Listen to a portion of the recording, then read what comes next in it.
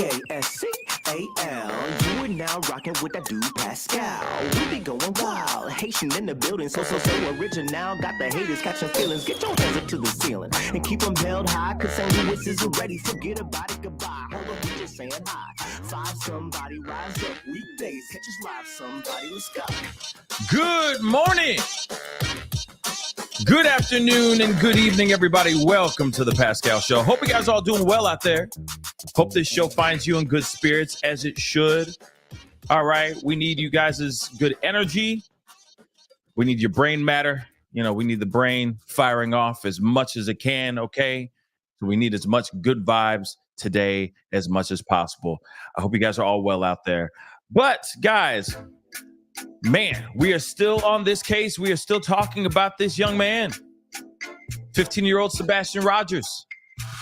I was wrong yesterday. It's day 52, if I'm correct.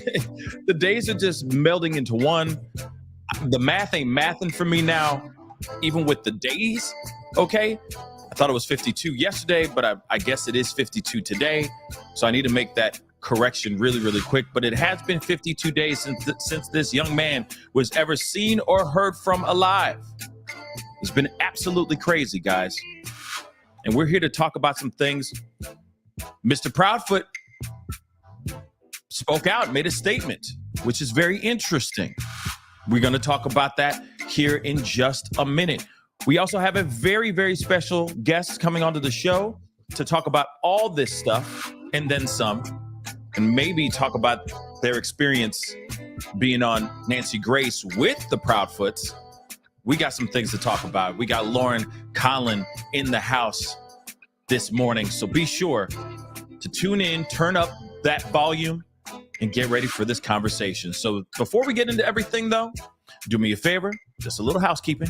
Hit that like button down below, crush it, make it scream out your name. Send it past 300 likes if you're watching on YouTube. That'll be really appreciated. All right. Also, if you haven't done it yet, hit that reaction button if you're watching on Facebook. Make sure you hit that follow button on my Facebook page as well. Follow me on my Twitter, my TikTok, the Instagrams, okay? And if you're watching on YouTube, which I know a lot of you guys are, please be sure to crush that subscribe button. Hit it so hard it shakes the very foundation of your private domicile, okay? That'd be greatly appreciated, all right? And of course, if you want to support the channel, hit that join button down below, become a member if you're watching on YouTube, or if you want to support the channel even further. Please go over to patreon.com/the Pascal Show. It's in the ticker right down below me, going that away as we speak right now as we speak. And of course, I have my merch page or my store, pascalmerch.com. Okay, please go. Oh, that happened. I had to get the evil spirits out in my body real quick. But thank you guys so much for being here. Be sure to do all those things. Let us get into this conversation, okay?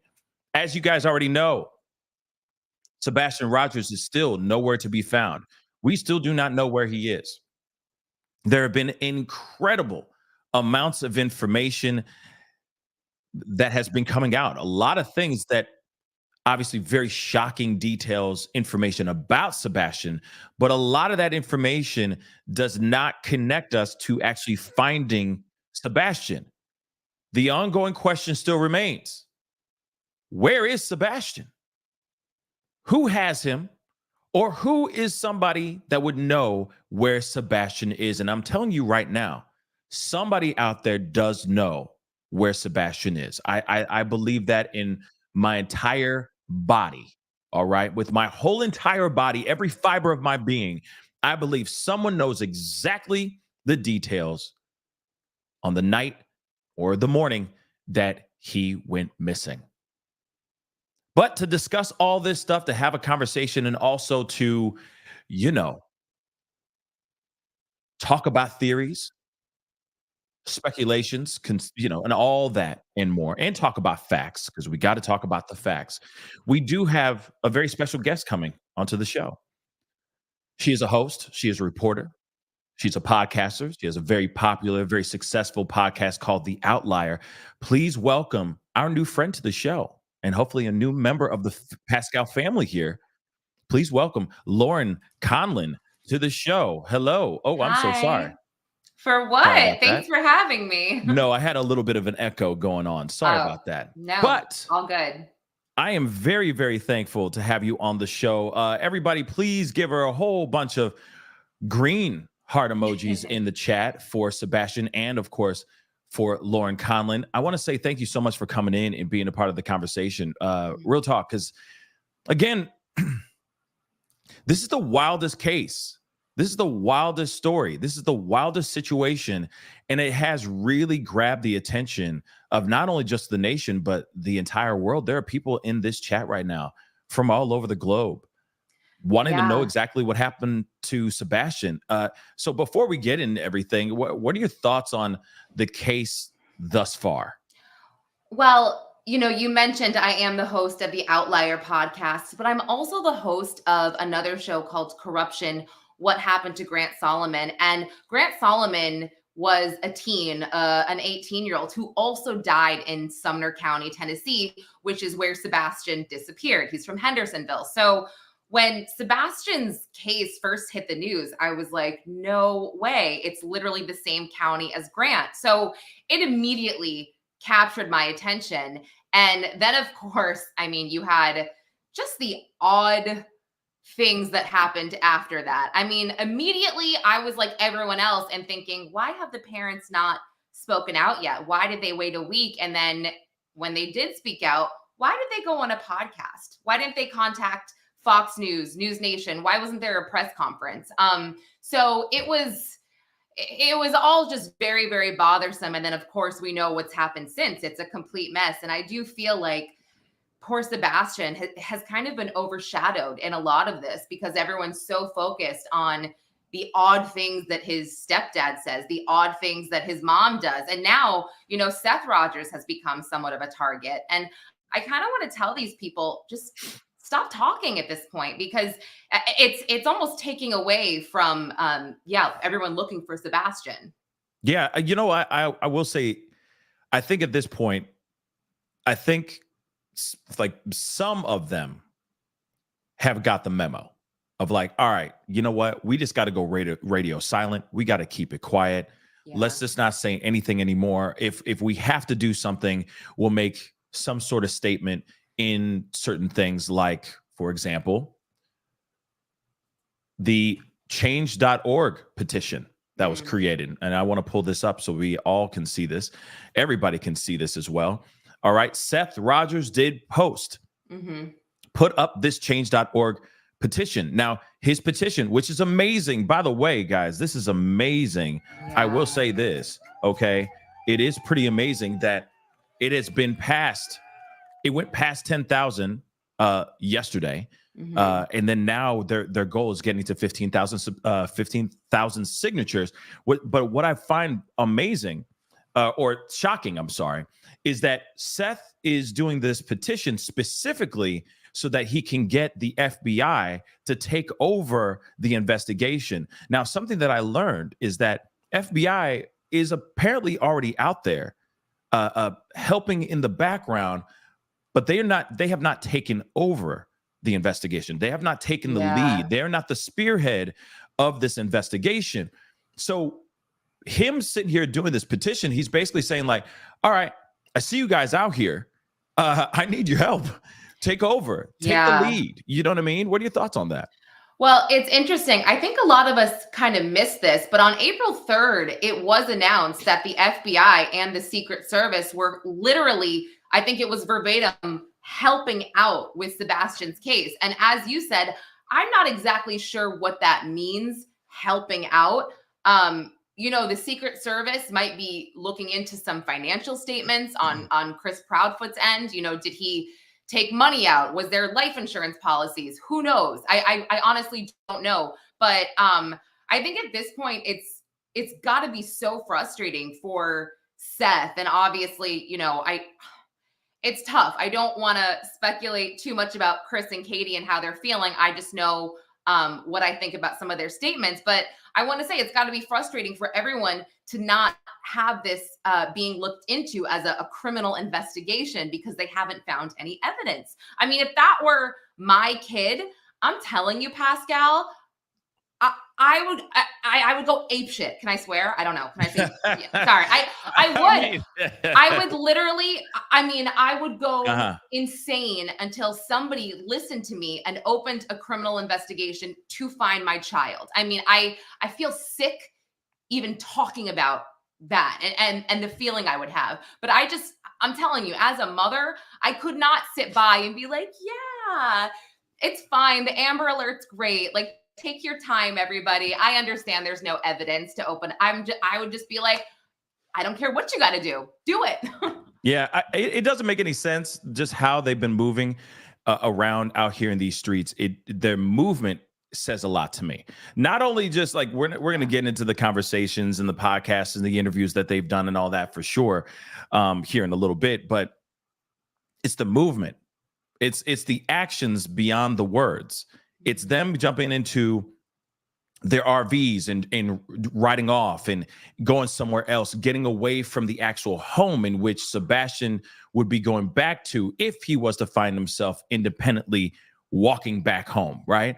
Yes. The fact that they have jumped into an RV and has disappeared, well, not really disappeared, but you know what I mean. Mm-hmm. Get away from the chaos, get away from ground zero, okay, is just beyond me. Just blows my mind. And then on top of that, the fact that they're still dragging themselves into the group chats by going in and putting in their 2 cents, saying this, this, and this, commenting, responding to people's questions. It doesn't help their cause. If you're sitting there, it's like the backseat driver type situation where it's like, oh yeah, we have nothing to do with this, but we're going to still say some things from the nosebleed seats though. We're going to still coach from the nosebleed seats, and hopefully you'll hear what we have to say. It's disturbing. And what's disturbing is that they're not out there. You have Seth out there. You don't have all three of them becoming a united front.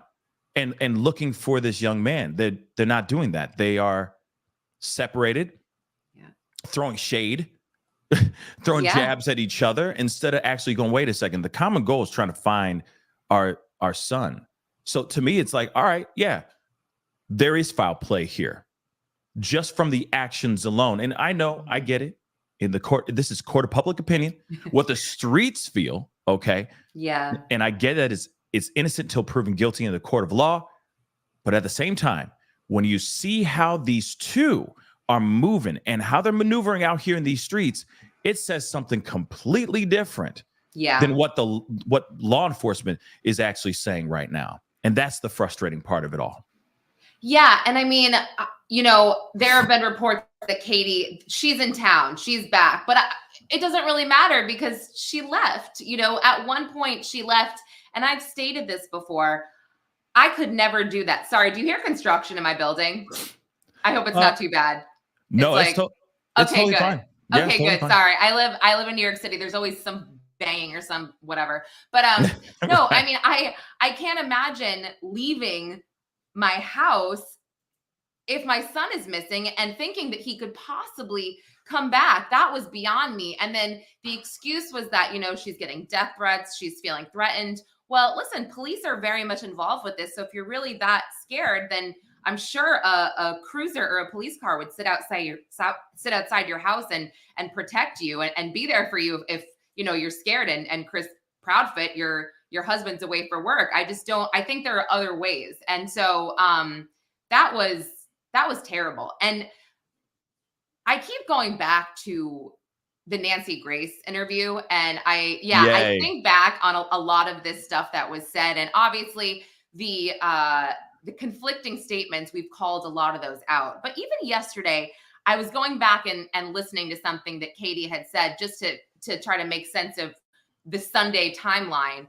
And Nancy had said, she kind of had asked her, well, which restaurant did you go to? And she said something like, it was like BJ's, bowling, then the restaurant. She never specifically stated which restaurant she went to. And I found that a little odd. But again, it could be nothing. It could be you're just, I know how it is when you're live and you're being asked questions and you don't say exactly what you want to say. But I'm like, why wouldn't you name the restaurant? What is the allure with the restaurant? The video footage that no one's seen, that Seth Rogers has allegedly seen and seemed to be happy that one weekend. It's like, it's really, really suspicious. It's very weird. It is Texas Roadhouse from what we have gathered now. Right, but why not say it? Like, what is the I know secret, I guess? Like, it's like what? I think it's weird because I agree. I agree. It's absolutely weird. Why wouldn't you just give out that information right off the bat? If you remember, and we're going to go all the way back. We're going to go back. Okay. Back in the day when people were wearing bell bottoms and I don't know, but going all the way back real quick to the very beginning in the first interview that they had with that news reporter from the local news station. Yeah. Holly. She asked specifically, what was your Sunday? Like, what did you do that Sunday? Can you give us specifics? She gave nothing. She did not answer that question at all. But then as time went on, there was more information that came out slowly but surely. She started saying, oh, yeah, he had the best day ever type thing. He did this, this, and this. We went bowling. He had a big bag of popcorn. He was happy, blah, blah, blah. We went to dinner. Still, it wasn't a whole lot of information about the dinner until we finally get Seth coming on to the show talking about this security cam footage walking out of Texas Roadhouse. That was the only time that we actually officially heard about the restaurant. People were putting out the conspiracies. Everybody's doing the conspirizing. I know. But it was pretty wild that you were constantly asking them, please give us details on Sunday. What did you do? What exactly went down? And she could not answer that at the very beginning. Now, I look at that and I go, okay, it could have been nerves, given the fact that she's like, oh my gosh, I'm on TV. It's surreal. It's surreal. I can't believe I'm here. I can't believe I'm on camera talking about my missing son. I can't believe my son is missing. So I could get that some details might, fly out the window. But I feel that is crucial pieces of information that I think everybody would want to know. The last 24 hours before he went missing, what did he do? How did it go down? Can you give us specifics? Because you never know. There could have been some dirty little monster lurking in the background, watching the entire thing, and then, pounced when they thought the moment was right. But you can't even give us what happened on Sunday? What the heck is that? Well, she even says on Nancy Grace, and I don't know if this is just kind of been bypassed over, but she actually says she was with a cousin and an aunt, maybe even two aunts that day. So they were all together, apparently having a great time. And I just also put this out there yesterday that her interview over the weekend, very, very short. It was on Patrol Live. This was the first time she really went into details about Sebastian that could be crucial in what people should do should they find him, should they come across Sebastian, and characteristics that he has as an autistic teen. And it was like, wow, after almost 2 months, we're finally getting information from you that would help, that would be useful in this. So I don't know if she, spoke to an attorney at this point and they said, maybe you should start speaking this way because this would be helpful, or she just, has learned. But it was interesting. What's interesting as well is the theories about that very interview. Some people are saying that she's reading something, that she's reading a piece of like something on the side, like a Post-it note or something, maybe something that's on the screen of her computer, that she's reading that piece of information so that she doesn't slip up, so that she doesn't make any type of mistakes. But let me play that part for you guys real quick. Let's take a look. Whoops. Hold on. Sorry about that, guys. Let me get this right. You should be. Just kidding. Let me get this. Okay, there we go. There it is. I just wanted to play this little piece right here. As a unique run, he runs like the Naruto anime character. When he's excited, he likes to dab, and he loves music. He loves to dance. That's all very helpful information.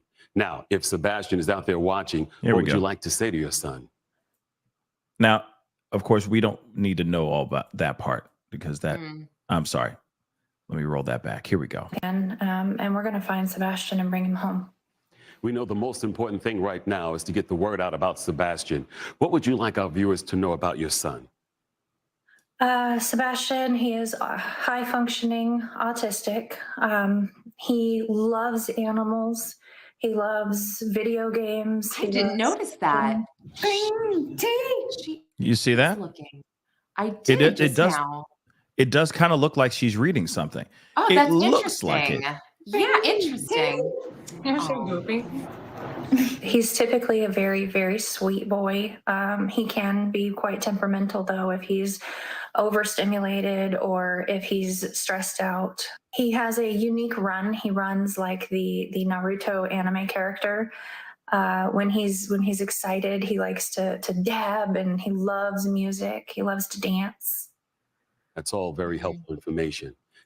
Interesting, right? Now, I'm not sitting here saying, I'm not going to sit here and say, oh, she's definitely reading something. She could be looking at the lens of her webcam and just kind of wandering off. She looked the other way too, so I noticed that. So maybe she's just a wanderer. At first I did, and I was like, oh, but then when you played it back, I'm like, I don't know, she's looking the other way. But I did notice, and I've stated this as well, they do seem to want to keep him very young. He appears to be really cheerful and happy in all of the photos when he's much younger, obviously the videos as well, which, could lead one to speculate. And listen, teenagers are, we all know what teenagers are like, right? No teenager is super duper happy. But maybe there's just not a lot of recent or current photos of him at this age looking super happy. And again, he's a teenager, but maybe they're really hanging on to this when he was younger. He was so sweet. He was so happy.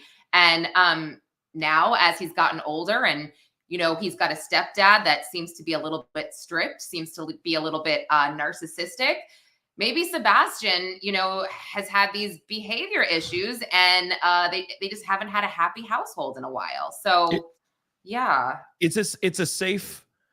think it's a safe assumption to think exactly that. I mean, let's be real. You got a kid going through puberty. He's 15 years old.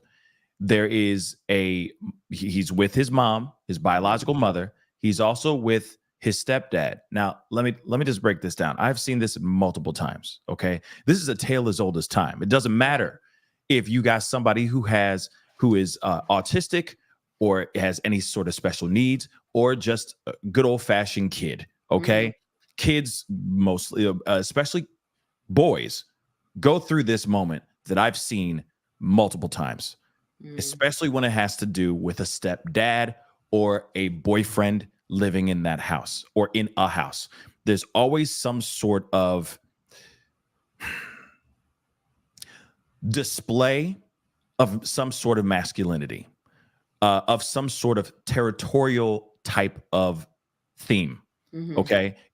That's my mom. You ain't my dad. This is my home. This ain't your home, so on and so forth. You can't tell me what to do because you ain't my dad type of thing. We have seen that a million times. We see it with kids, with girls too. But a lot of times you'll see almost, pardon my French, but you see a pissing contest sometimes between the men of the household. Because a lot of times the kid is, he's going through changes, okay? Mm-hmm. And of course, he's also trying to establish his own dominance within the household as well.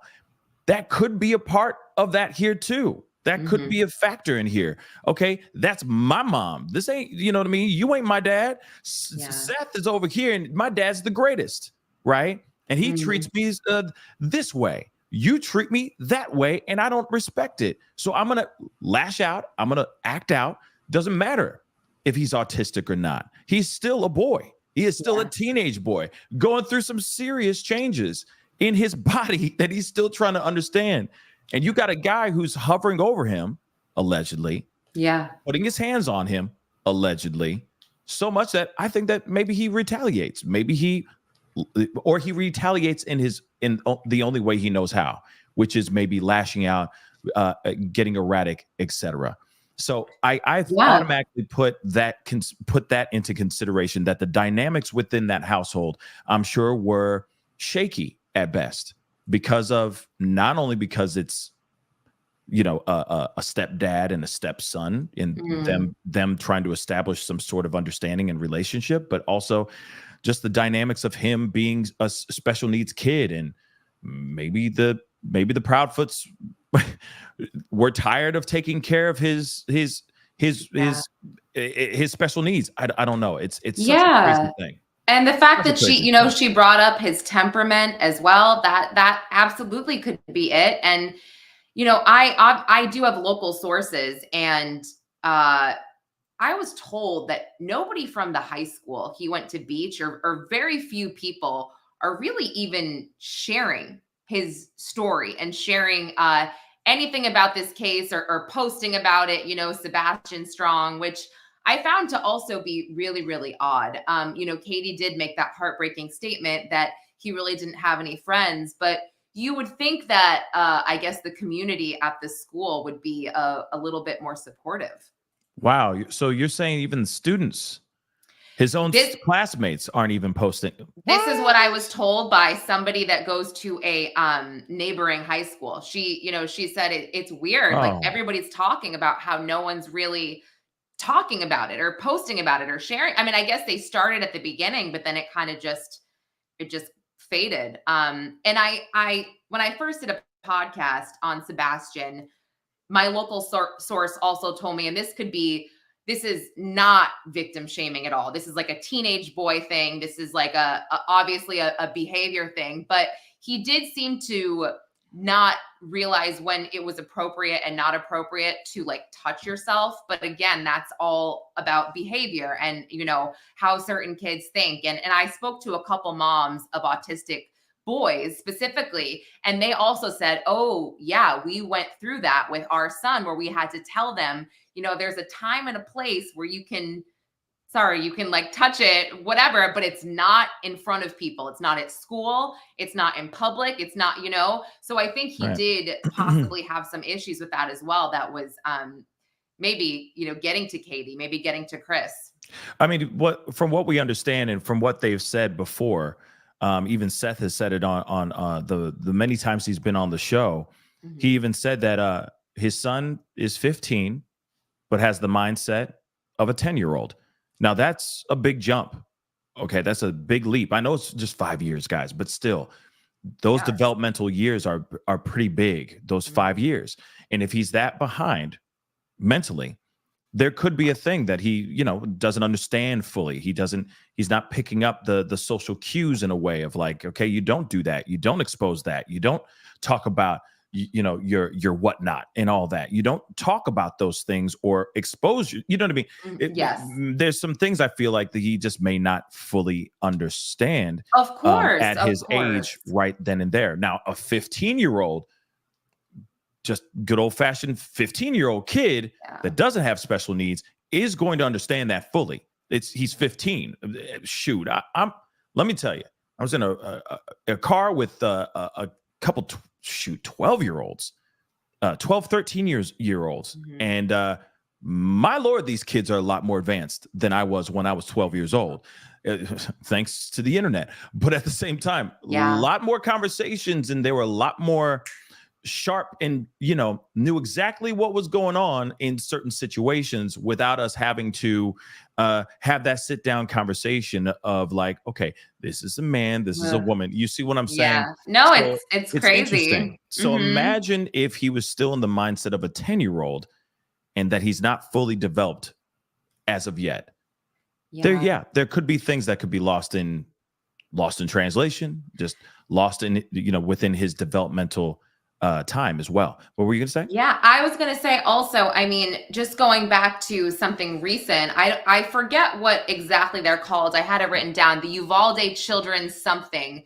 They, I don't know if you've seen, they've been posting on X that they have some kind of news to share, but they can't share it just yet. But they were saying yesterday that now they fully believe that the Proudfoots are either involved or they are just not sharing everything that they should be sharing. So Yes. yeah, I don't know if you could find that. I I got have my it. phone on. You got it. Okay. Oh, Yeah. I got it. It was really I don't know. It was just cryptic. I was like, my goodness, like this is very very confident seeming. Yes, there. What does it say? Right here, they say Yes. we are 100% convinced that the family of Sebastian Rogers knows far more than they have revealed publicly. I mean that right there is just. Go to the one today. Go to the one today, though. What they said. They have another one today. There's more. Okay, hold on. I don't have that. This is a screenshot. Oh, okay. So let me grab that. But continue. You were saying. Well, no, and so this is something that Peter Hyatt and I had discussed on his YouTube live stream, and I want to be clear. Peter and I, we were not accusing Chris and Katie of doing anything to Sebastian or killing him or whatever. We were stating that based on behavior and linguistics, they're not sharing everything that they know. They're obstructing somehow. They are leaving information out that could be important to finding Sebastian. So I just want to make that clear. No one's accusing them of, of harming him, but they're definitely withholding something. And you can tell from, again, the very first interview, it's the over explaining, it's kind of like, I don't give a shit. Just find my son. I don't know. He's gone when I woke up. I know nothing about it. And then people going and saying, well, Chris called the sheriff and he didn't call 911 because he was in a different town. Yeah.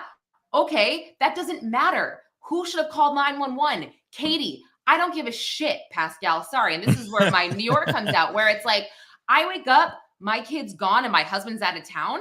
I'm not calling him until after I call 911 or after I call the local police. Whatever it is I decide to call, most likely 911, just because I'm, whatever. But I'm the one who's here. I'm the one who saw him last. Chris Proudfoot, in my opinion, that was his way of controlling the narrative. So people can say, well, he called to help. He knew he had to call the sheriff because he wasn't in town. It would go to the Memphis 911. I don't want to hear it because Katie should have called. That's it.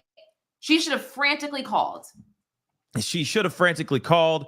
It still doesn't make any sense. Just the timeline in which, right when he went missing, you're right. Just why? Call. Like I instantly would. I mean, okay.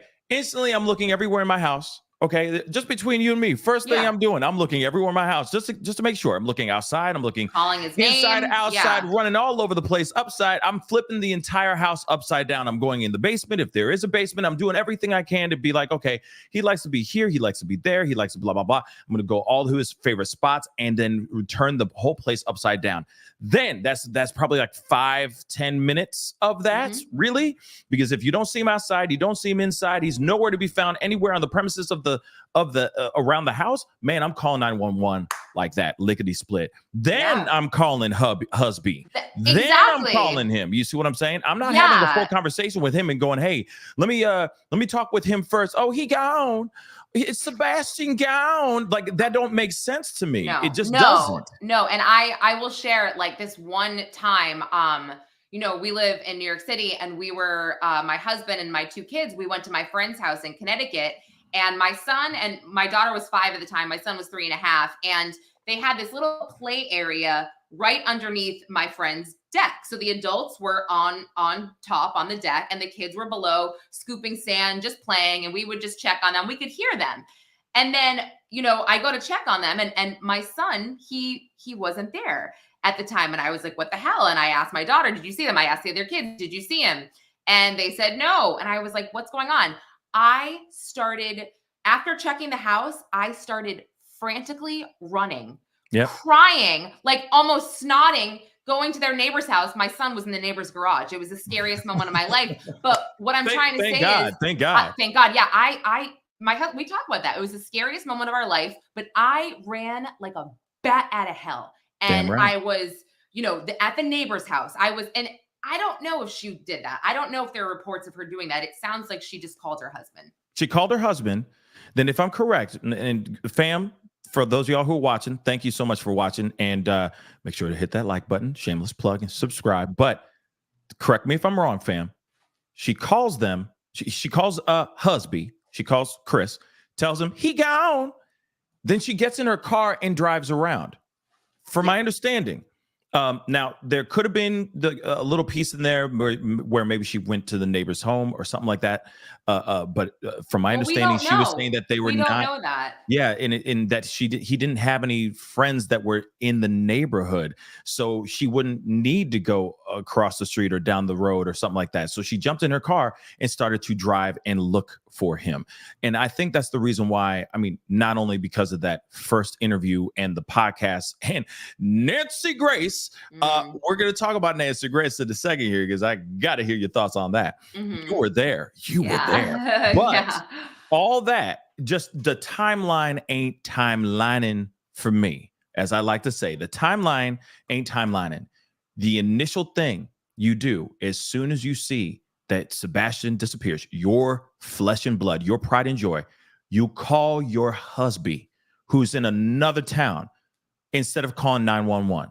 Shorty should have called 911 real fast, but she didn't do that. And that's weird. Now, one thing I do want to point out, you said something about Uvalde Foundation for Kids saying something. I just want to make sure I have the right thing. Is it this right here? Our stance remains the foundation or no, wait. Go ahead. I'm trying to see. It's like small. Let me. It was from. They basically said they can't talk about it anymore. I don't know if that's the one. Yeah, you know what? If you go to my Twitter, I retweeted it this morning. I think that was the most recent thing I may have retweeted. Besides, let's see. Besides our conversation. No, they deleted it. I think. Wait, they must have deleted it. Oh no, there it is. Yeah. Okay, today, so it says, today our foundation had literally hundreds of messages and emails in regard to Sebastian Rogers and our efforts. Our efforts continue and our stance remains. At this juncture, to avoid jeopardizing the progressing investigation, we cannot elaborate further. Crazy. Answers are forthcoming. What? Yeah. Wait a second. Time out. Hold on. Can we just take a breather for a second? Okay. First off, what?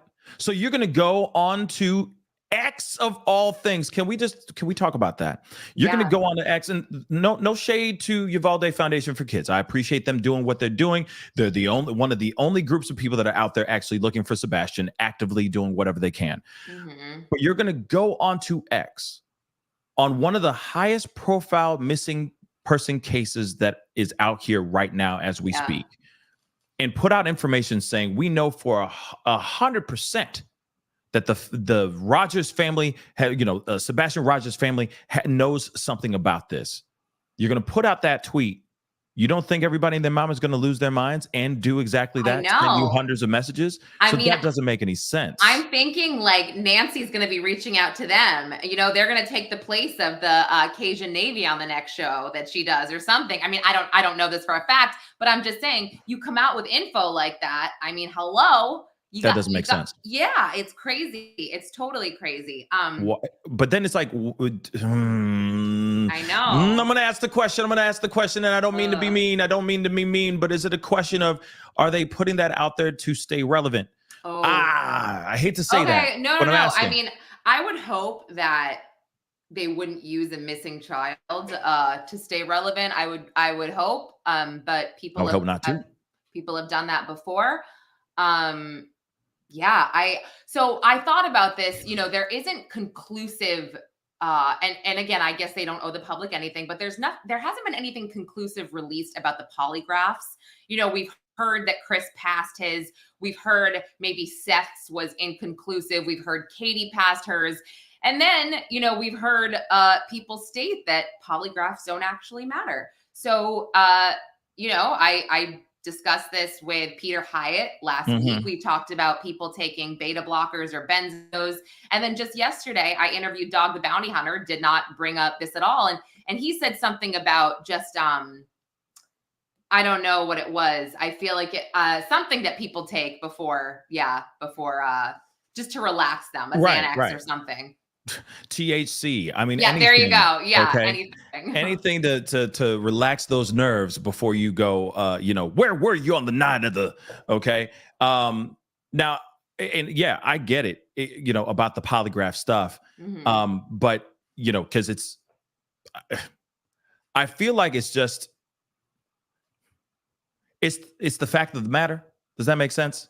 Like it's not Yeah. really about finding them guilty or catching them in a lie. It's more of an act to kind of solidify innocence a little bit more. And I know that some people can lie and use Yeah. beta blockers and do all this kind of stuff right before they're getting questioned, before they do the poly. But at the same time, for you to try to dodge doing a polygraph, I think is very, very interesting nonetheless. So let's talk about Yeah. Nancy Grace. Mm-hmm. Let's talk about Yeah. No, I mean, Nancy Grace. it was All right. interesting. It was interesting on the show because So it's just funny that she asked him to take one and he says yes and then comes back and says, oh no, I can't. I think he was very intimidated by her. Very. yeah, because as you can see, I mean, I'm just gonna show it. I'm not gonna play the audio here. But the thing is I mean, okay. Okay. Okay. All right. I'm sorry. This, like, the one time that you have the opportunity for you to show up and show out, you drop the ball. And yes, I agree. Chris was 110% getting crazy on these microphones, on all these podcasts and interviews. Oh, you want to say, you just ask the questions, ask them questions. You got something you want to say, ask them questions. And then he goes on to Nancy Grace and it's, no, ma'am. No. Yes, ma'am. Okay. Right? Oh, I thought you were talking to her. Yeah.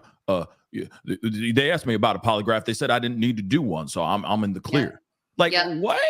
You know what I mean? So you have no problem belittling every other podcaster that you go that you put your voice on, belittling every single one of them, just trying to I don't know, exact some sort of bravado, okay? But then as soon as you get on Nancy Grace, you're a completely different person. What's up with that? Yeah, he was completely different. It was a lot of yes, ma'am, no, ma'am. And then he did sort of slip back into himself when she did ask him to take a polygraph. He went into that whole combative, name the time and the place. Like, that was his answer when normally it's like, all right, relax. You don't have to, he just always wants to exercise that type of control. But he spoke a lot of conflicting statements on that show that were later called out. So many conflicting statements. I mean, even within that hour, there were conflicting statements. And it just goes back to, it's like, what are people supposed to think here? I don't, and Peter and I discussed this, but I hate to say this, right? Because this is pure speculation, but certain things that they seem to be on the same page about like him not wearing shoes. We brought this up. Police don't necessarily know how many shoes Sebastian has to see if he's going to have shoes missing.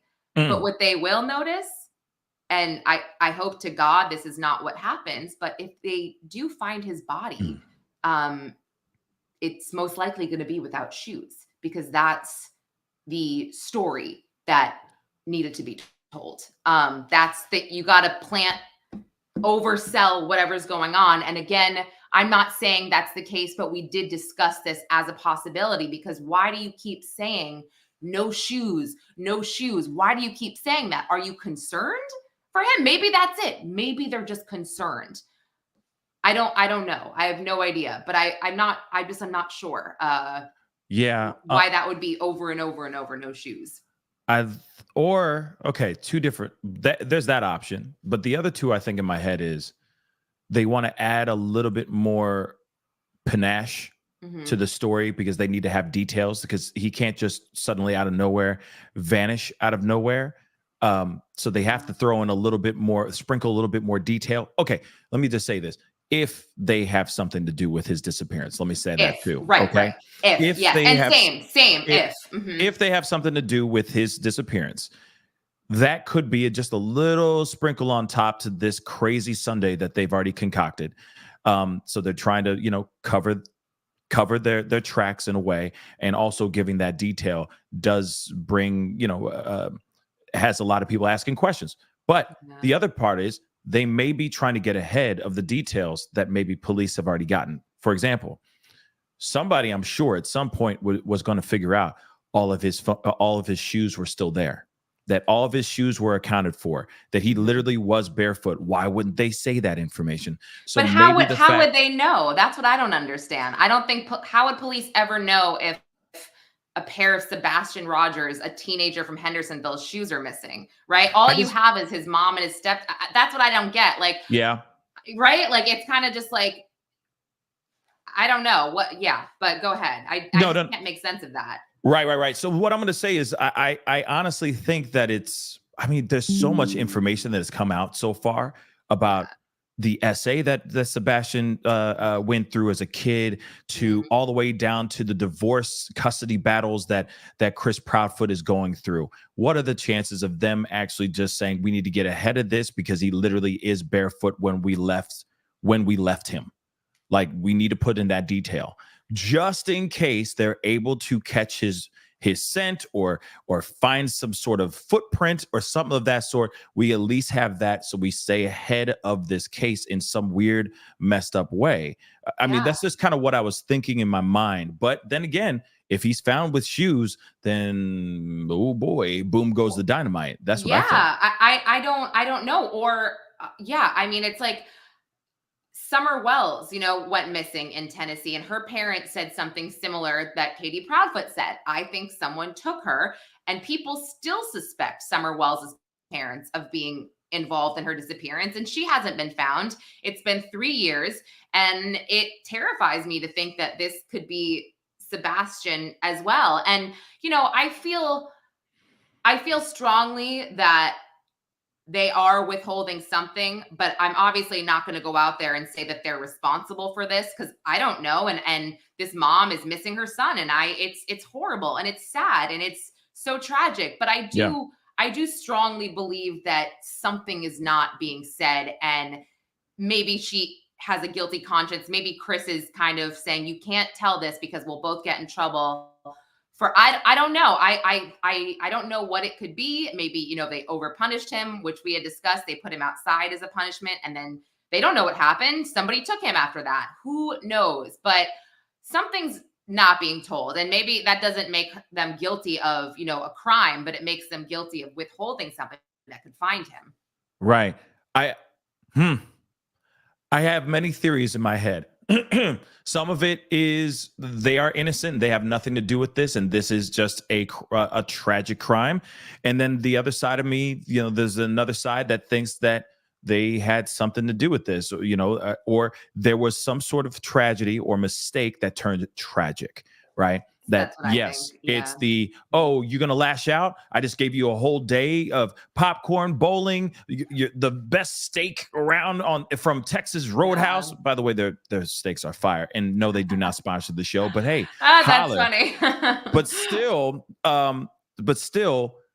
maybe he lashed out, and then something happened, something tragic happened, and then bang, they're trying to cover this thing up. God only knows what happened here, but the fact that they're out here maneuvering out here in these streets with these podcasts, with these interviews, going on Nancy Grace, and saying these things and having all that backfire on them is not a great look. They should have stopped doing interviews. They shouldn't have done anything. They should have just done that first interview with that news reporter at that time and just kept it moving. Pascal, but instead, I so agree. Saying stuff. They keep saying stuff.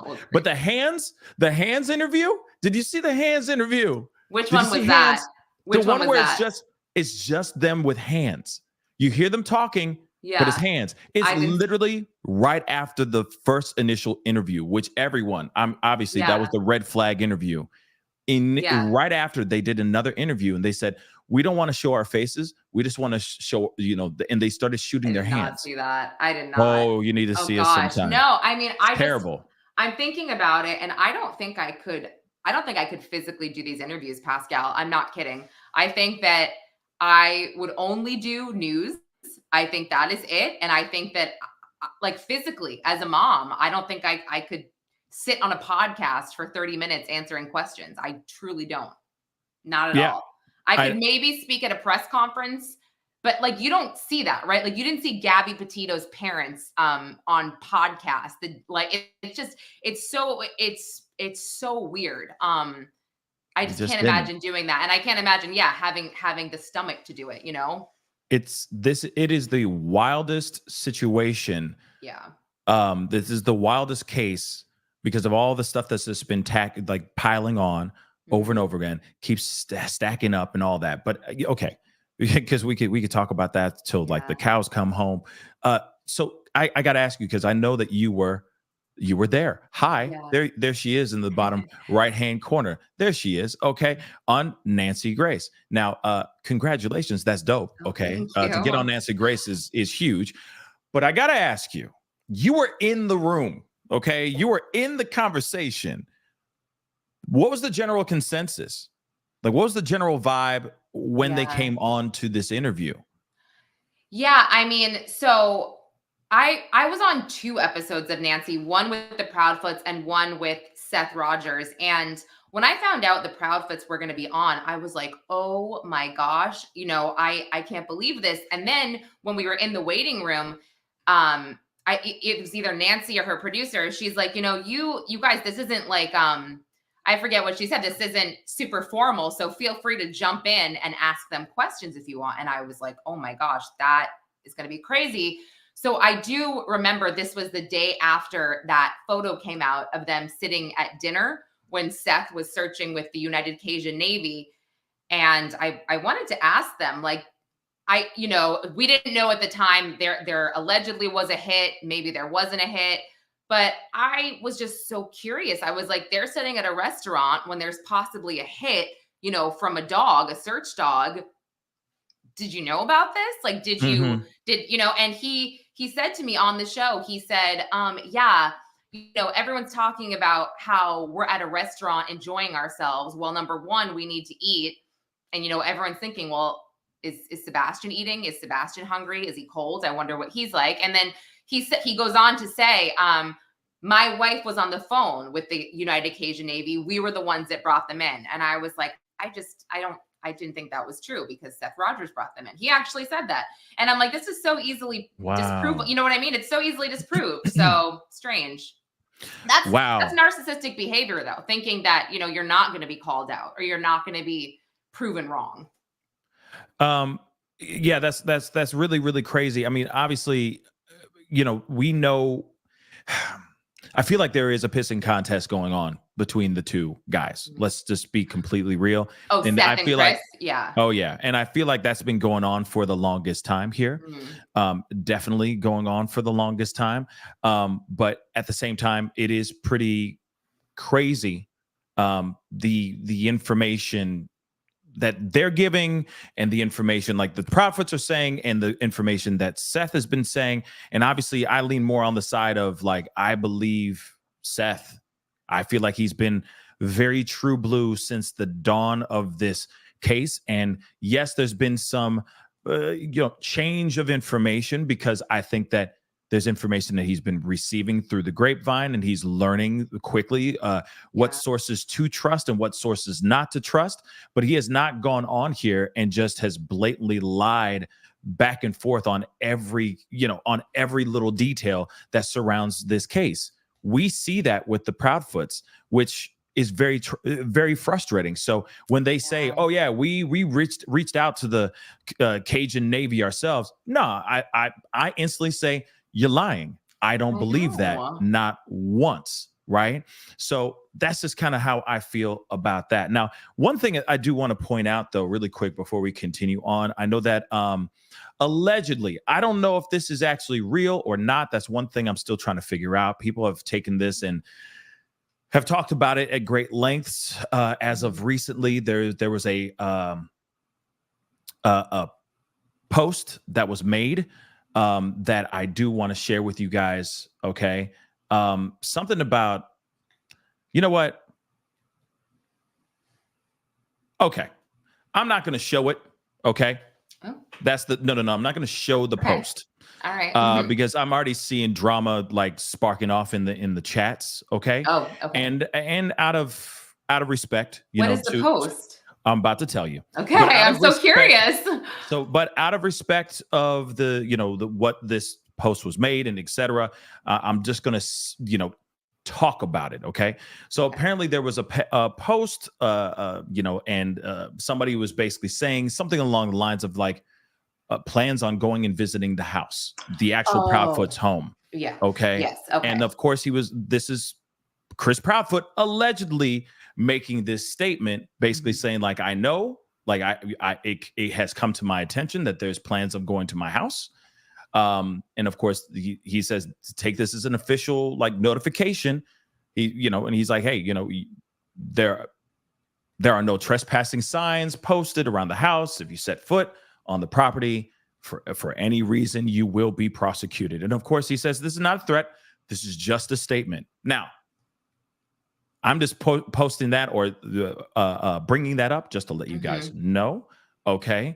And the thing is that, okay, all I know from that post is, well, we don't know what is actually true and what's not. I don't even know if this post is actually real, but I know a lot of people are reacting to this post and talking about this post. Like I said, not pulling it up, not showing it, not even saying the person's name, okay, in this post. But at the same time, if this is true, which I don't know the full context of this whole situation, nor do a lot of other people that are talking about this post. I think it's necessary for us to understand the full scope of everything before we automatically think that there's something going down. The other thing too is that he ain't even there, if I'm correct. So if anything does happen, if somebody was to go to the house, if you're trespassing, you're going to get arrested. Period, point blank. I mean, this is what it is. You know what I mean? So did you, let me ask you, did you see a screenshot or did you actually have a link that took you to the page where he posted this?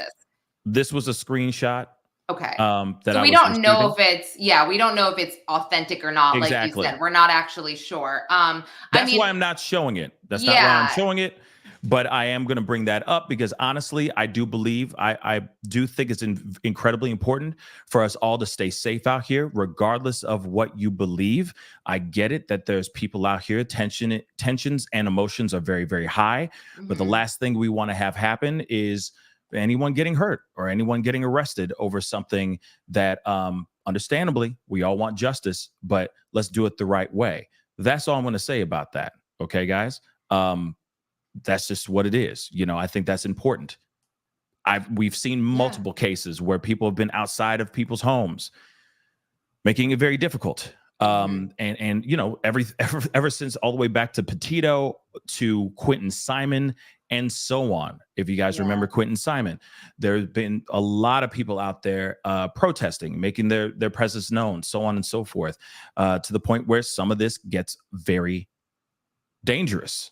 Okay. And people do get arrested. So I just say, please be careful out there. Don't know if that post is actually real or not. But allegedly he's saying, hey, you try to go on my property, you will get arrested. So guys, please, which is valid. I mean, carefully. that's a valid thing to say, right? I don't think anybody would look twice at that statement if it wasn't coming from Chris Proudfoot. You know what I mean? They'd be like, that like, don't trespass. You're obviously saying this in a threatening manner, most likely because he's made himself public enemy number one. And I'm sure this person has probably had it and they probably suspect him. And they're saying, we're going to go to your house and look ourselves, but it's like, guys, trust that the police has done that. The only thing that actually, wait, I take it back. The police most likely hasn't done that, right? Because they would need maybe a warrant to search the whole house, which would mean criminal intent. So I'm guessing, maybe they haven't done that. And also people in town would probably report very high police activity if their house was searched. But anyway, again, leave it to the police. and I will say this too. There's a good possibility that something was said that was lost in translation. And then there was a knee-jerk reaction from Chris Proudfoot. That could very well be it as well. I mean, there's so many aspects, so many ways to look at this and so many ways to break this down. And I know that the chat is lighting up over the conversation. And all I'm saying is, guys, we don't know everything. There are a lot of people. This individual may have said something, but there's a lot of other people that have said a lot worse. I'm just going to tell you that really quick. Okay. Just so you guys all know. But moving on from that conversation, back into the Nancy Grace part of the polygraph. Did you hear anything from them? Like from the team, from the people about this said him refusing to do the polygraph? What was her, do you know anything about her reaction? Yeah.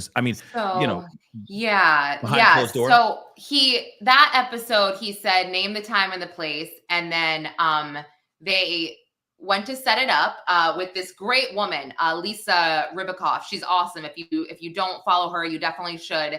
And I guess the next time we were doing the show, which was with Sebastian's dad, we're all in the waiting room. And one of Nancy's reporters, they had heard Chris Proudfoot had come back to them and just said, yeah, the TBI says I can't do it. So one of her reporters was actually calling the TBI to see if they in fact did tell him that he couldn't do it. And the TBI wouldn't share any information with him, obviously, but they wanted to confirm that. And then as far as I know, but again, I have not confirmed it myself, the TBI ended up giving him a polygraph. And Seth, I believe, also took one. Seth was going to take one with Nancy as well, but that never happened. So yeah. I don't know. Well, from what I understand, Seth did do his polygraph. And I guess he fell asleep with, though. So I think it was from Nancy Grace's polygraph people. Okay. So he did do the polygraph, but the person that didn't do, so far from what I understand, is actually Chris. Now they said that he was going to be doing one with TBI. Yeah. And then after he did TBI, he was going to go and do Nancy Grace's, which doesn't make any sense to me at all. But I'm still wondering if he has done it. Like I honestly, I have no idea, because I wasn't sure that Seth's was confirmed with Nancy either. So that's confusing. I cannot speak to that with confident knowledge. So everything I just said is all that I know. Yeah. So then it's pretty crazy, right? The polygraph situation and all that. To me, I'm not sitting here saying that's an admission of guilt. I will say that. I mean, yes, it's very easy for us to just lean in on that. It is suspicious as hell in these streets. It's suspicious as hell, for sure. But then outside of that, I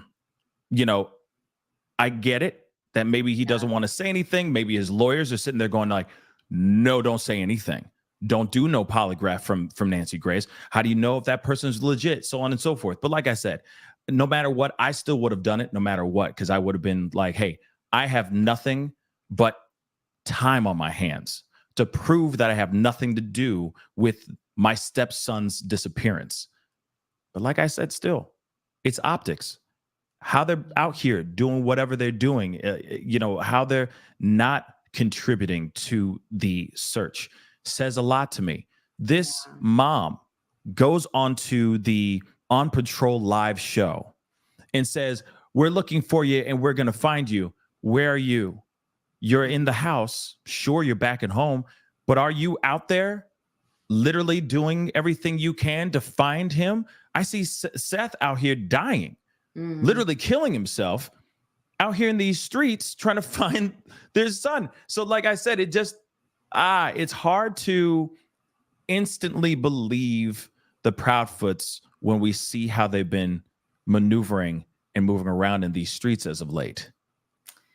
Yeah, no, I agree with you. And I don't get why you have a lawyer for a missing child, I guess, to represent you. That and I think you just said that like as a possibility, but that would be weird if your lawyer is advising you on what to say and what not to say. That might be an indication that you've said too much, or you've put yourself in this position where you're not helping. You're not helping at all. You're hurting. Yes.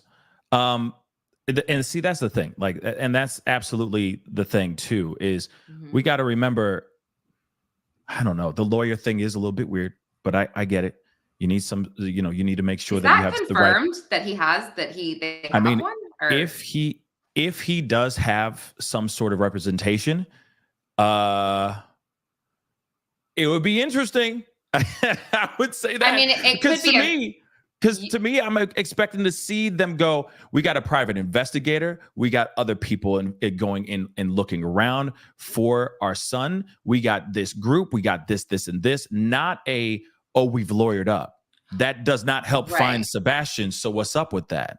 Or I was thinking, lawyered up or crisis PR, right? We've dug ourselves in this hole here. Well, we're public enemy number one. Everyone thinks we're guilty, and you hire a crisis PR team. I mean, that's not confirmed or anything like that, but that would also be something like, why are you doing that when you should be hiring a PI and this and that? And maybe they have.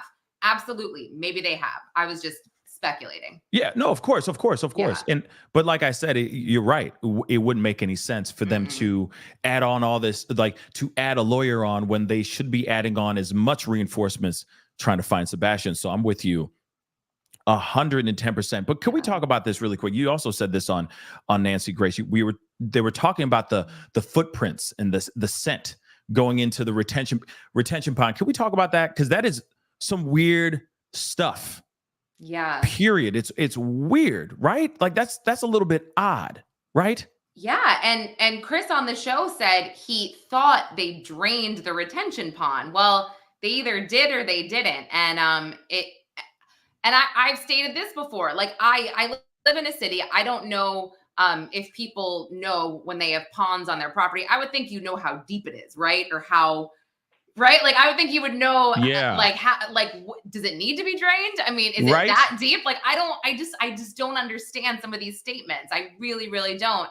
And the other thing is that, like, I just feel like these questions that you're being answered, you should know 100%, because again, if that was me and it was my kid, I would be having meetings with law enforcement every day, taking notes. So when I am doing these interviews, and listen, maybe they are, I don't know, I'm not there.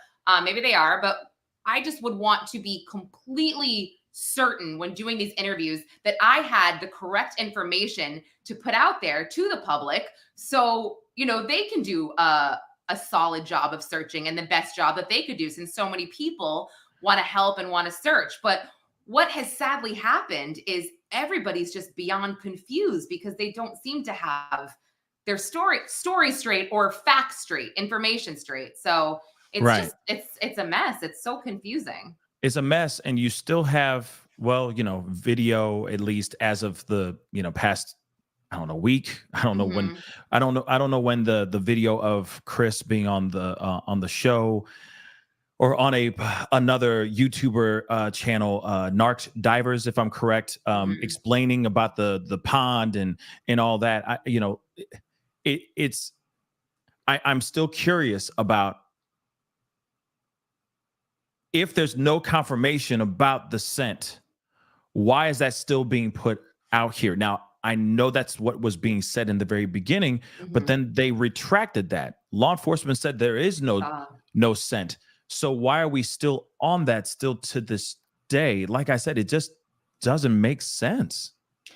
Well, like Nancy said to me, law enforcement doesn't owe you anything. So, and I think if we learned anything from the Oklahoma Panhandle moms, they knew law enforcement for the last 2 weeks has been working their butts off. They knew exactly who they were, who their suspects were from the very beginning. They stated they had significant evidence there, and they stated this, 2 weeks after. They just stated this the other day. So I think that at this point, law enforcement does know who they need to be looking at. They know what they're doing. I want to assume and hope, and that they're just not telling the public everything because they don't have to. And eventually, hopefully, it will come out.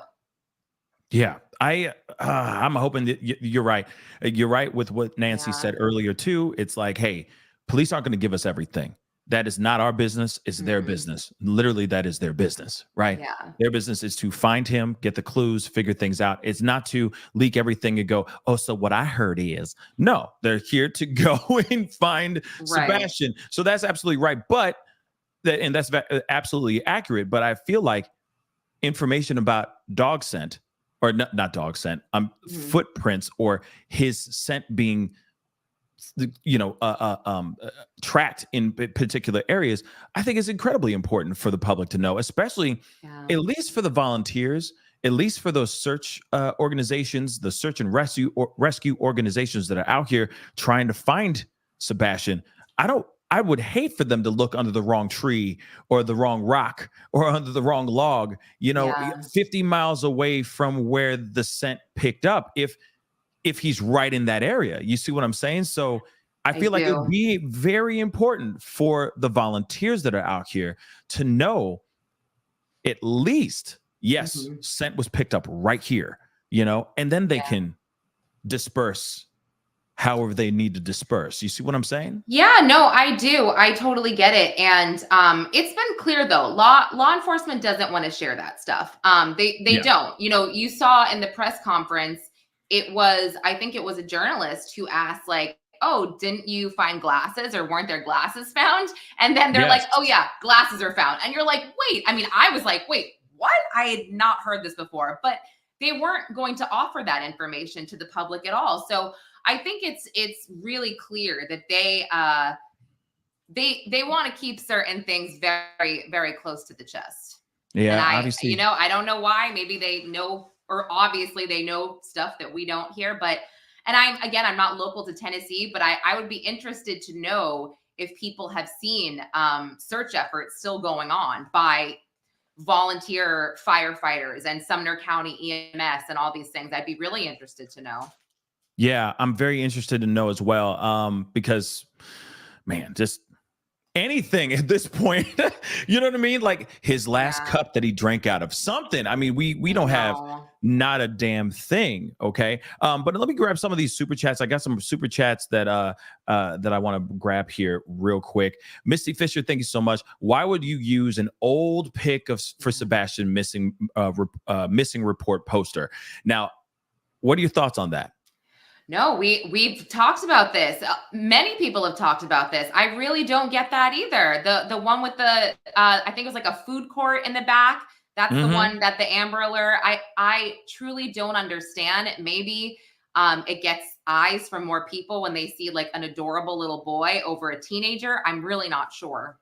Yeah, that's a very good point. I don't know. Nicole B. Love Lauren's vibe.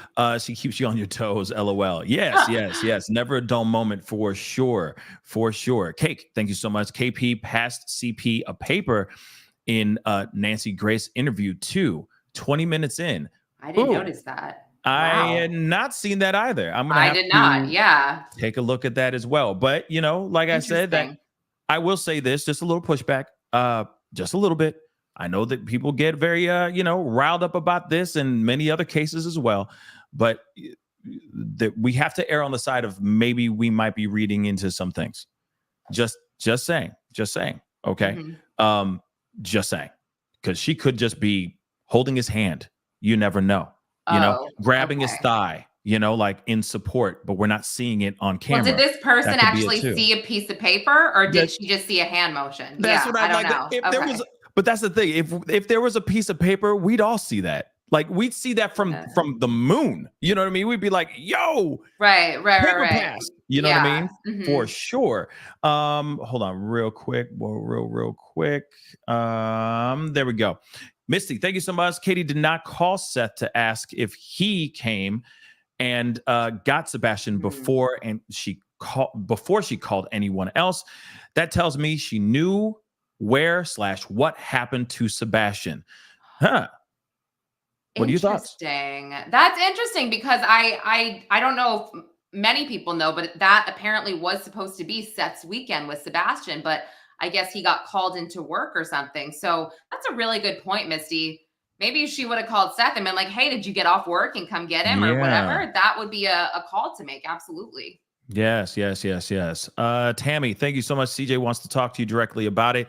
Yes, I will talk with them after we have our guest, our lovely guest on the show. Okay. So everybody in the chat, chill out. Oh Okay. no, what's going on? Is it going crazy? I think it has to do with my the screenshot, the post where Chris Proudfoot made a statement.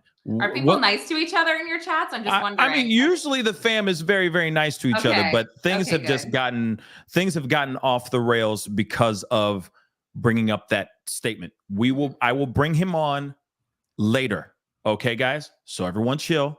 I have my guest on. Let me talk to my guest. Okay. Let's be respectful. I'm glad I don't see these. I'm very glad I don't see these. Okay. See, this is the reason. Peggy Sue saying CJ is playing your live. Who's CJ? Live from his Sorry. CJ is the guy that apparently. Okay, so in the statement, Chris Proudfoot said CJ ... And then it goes into his statement about like this is not a threat, so on and so forth. So he is playing the live right now as we speak. He is pissed. You're not doing the right thing. I don't know what the right thing is. I'm gonna, by bringing him on the show is doing the right thing. So everyone, CJ a content creator? I'm sorry. From my understanding, he's a content creator. Yes, for sure. Got it. Okay, got it. Okay. So sorry for bringing in the drama. In the drama to you. No, it's okay.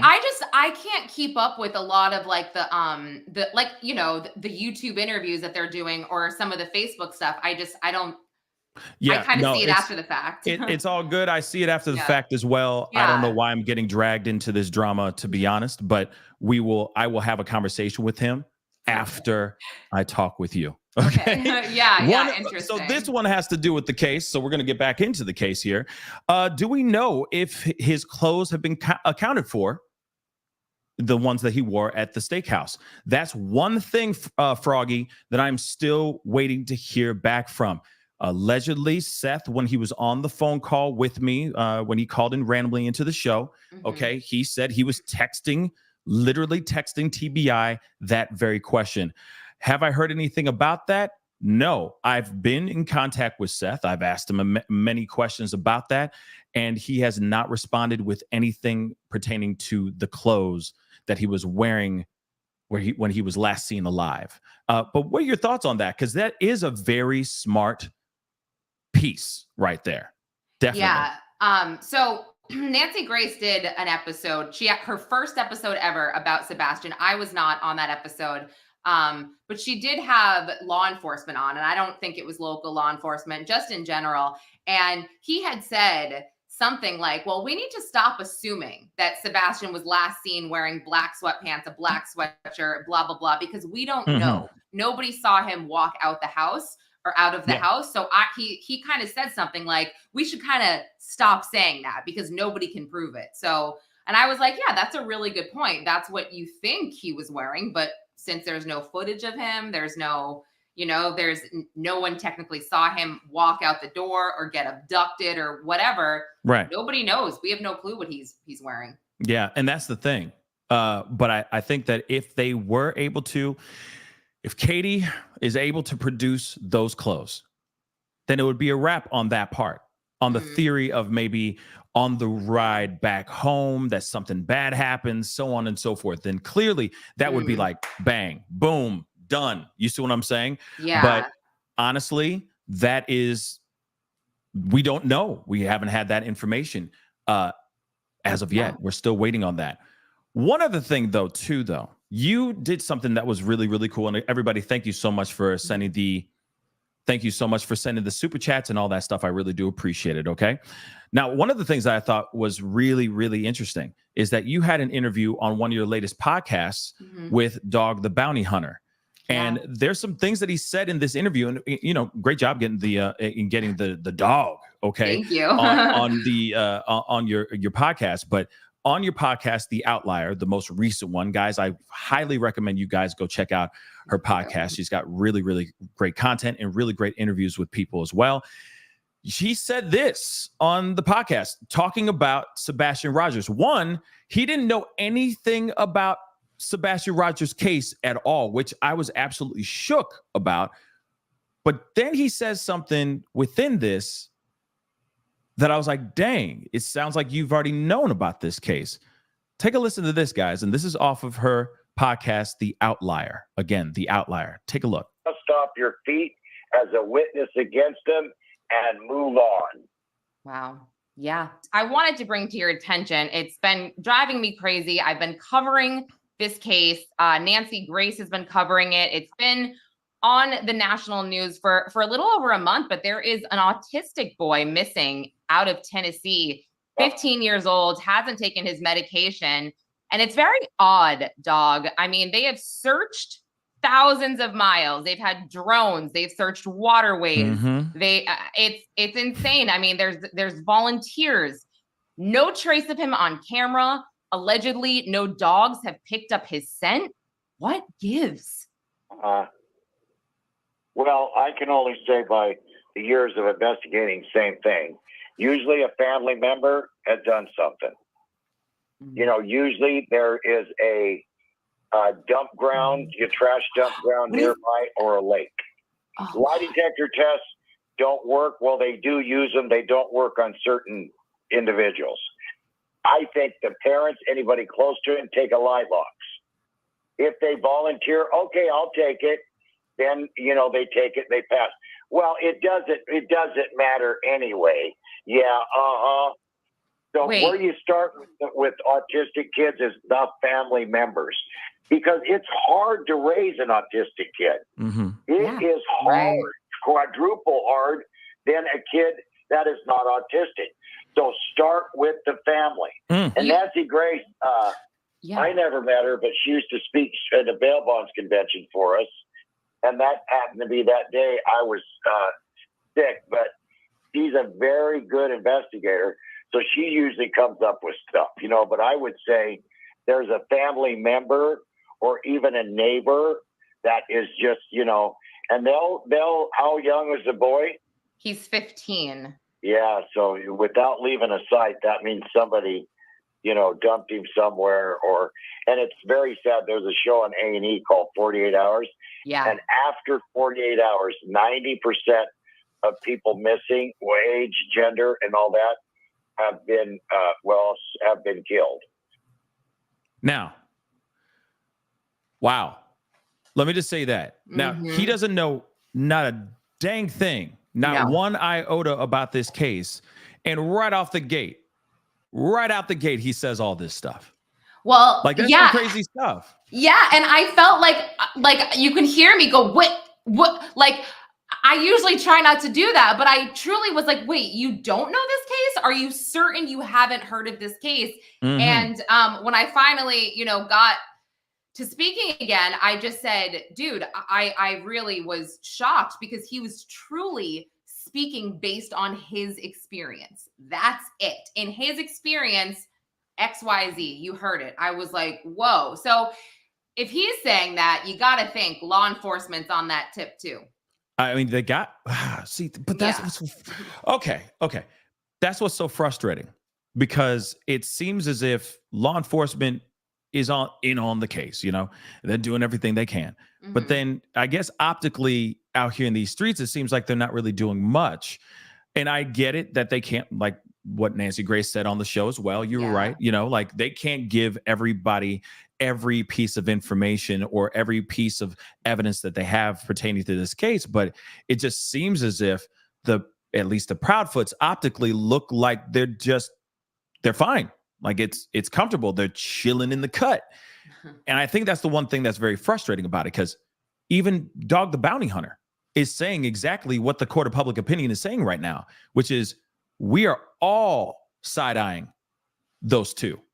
There's got to be something that's going on. They got to know something. Even Uvalde Foundation for Kids even posted something where they're like, we 100% are for sure that Sebastian Rogers' family knows something. You know what I mean? And Dog the Bounty Hunter isn't even involved in this case. You know, he's not out there searching for this young man. So what say you on that?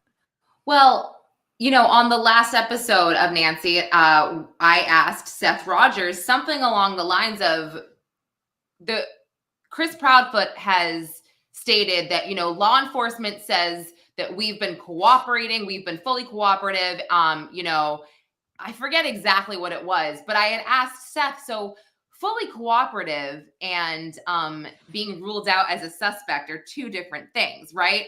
So, I mean, they're not ruled out. And Seth said, well, nobody's ruled out. I'm not ruled out because Sebastian hasn't been found. So it's true. Technically, everybody is a suspect until this boy is found. So you can be completely cooperative, but that doesn't mean that you're not a suspect. No, you're right. Yeah. You are absolutely 110% right. They could be doing that. Like I said, the Secret Service, they could be checking out Chris's bank statements. Who the hell knows what they're doing behind the scenes? So Yeah. I think that we just, unfortunately, we're all just so anxious to find him. Yeah, I know. And that's the thing. I think of a lot of us, even all the people in here in the chat, the family chat, even the new ones, even the ones that are in here for the drama.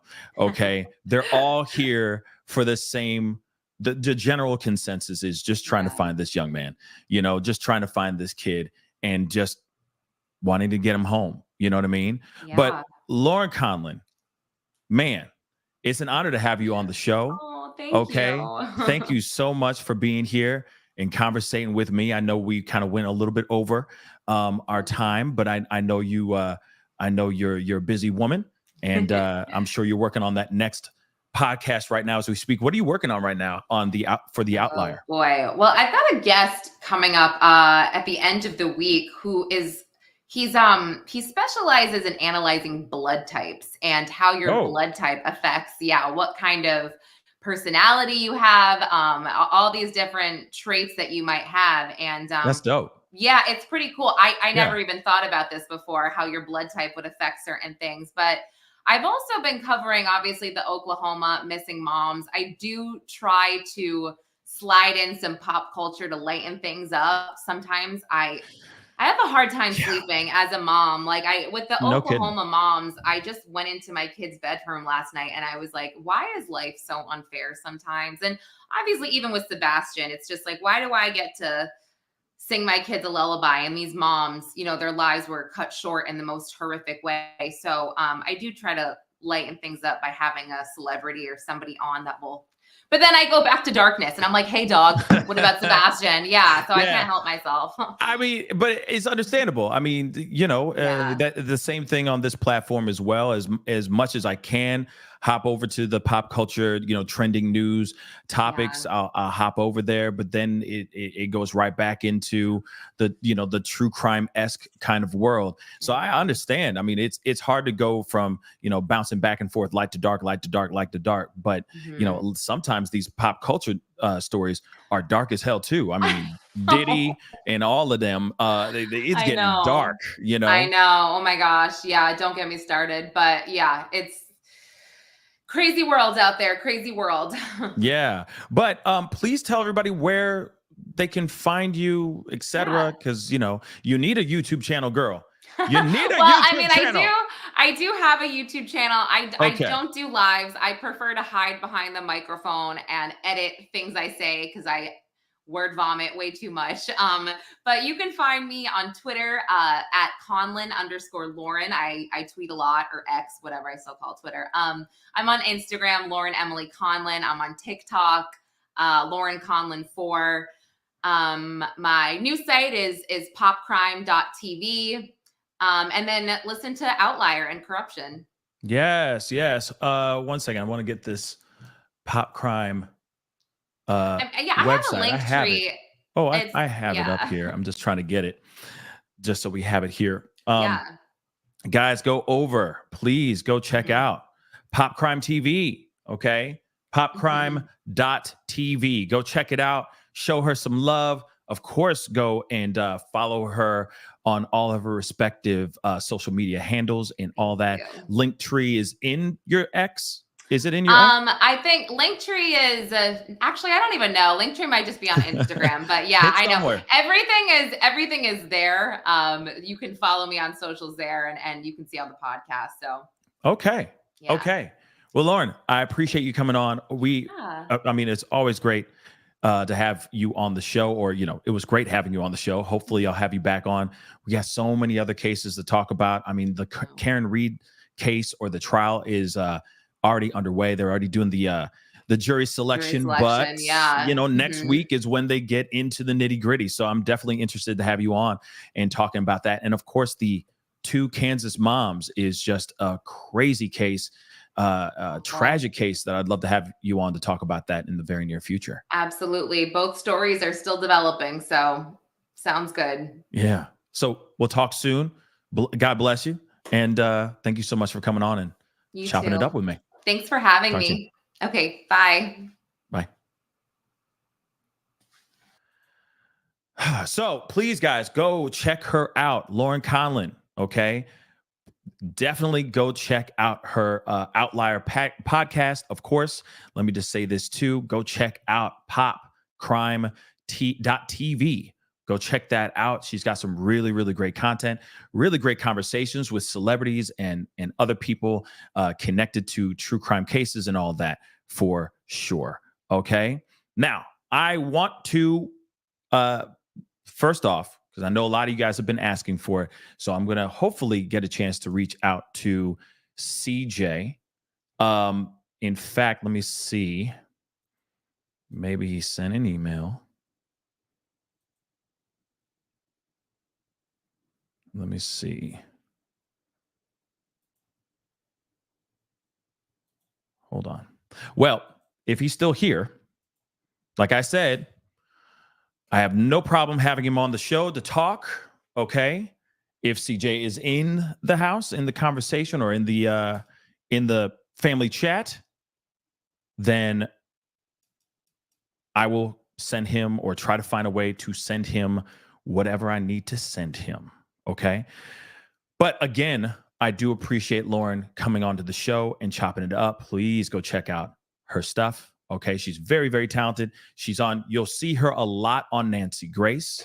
Okay. She has done some really, really great work. It just really caught my eye that she was on there with the Proudfoots and Seth. Okay. On separate shows. It was pretty crazy stuff, to say the least. Okay. But like I said,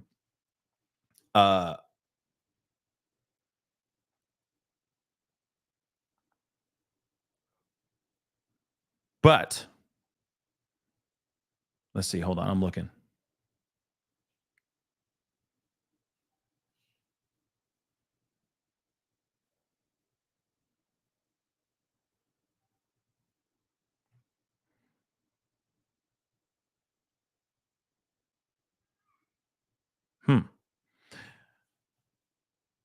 Well, if he's in the chat, great. Then I'll be able to get him on the show to talk. No problems whatsoever. But y'all went crazy in the chat. Wait.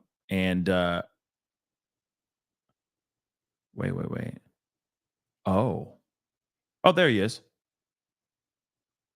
Okay. So let's see, man. He's here. So real quick, what is your okay, I'm going to put in the phone number.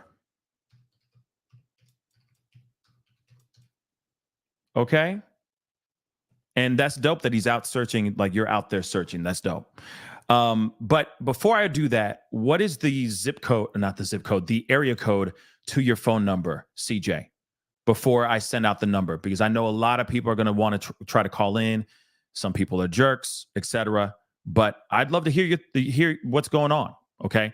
Somehow things are getting lost in translation, and some people are taking things, whatever's going on, the wrong way. So let's talk about it. Okay. But if you can put in your zip code, that'd be great.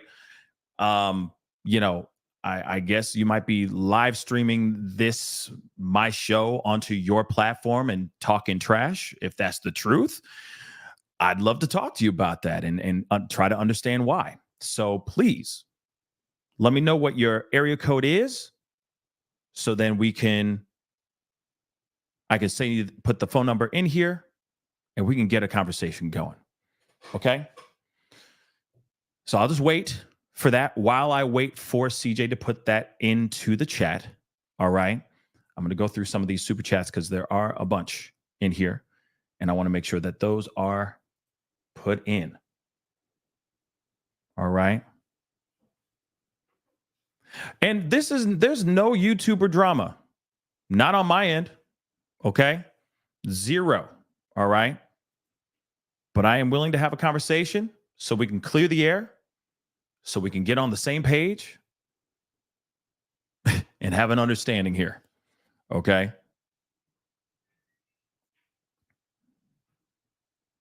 And Jaxie, when he calls in, I promise you I will break it down. Okay? So we can all be on the same page. Okay?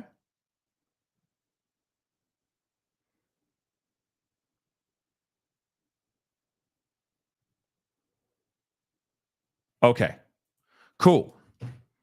The phone number's in the chat right now as we speak, CJ. I will do the super chats a little bit later. Okay, let me make sure everything's on real quick. All right. Okay, my phone lines are open. So, CJ, go ahead and call in when you get a second. All right. And we will talk. Talk like adults. All right.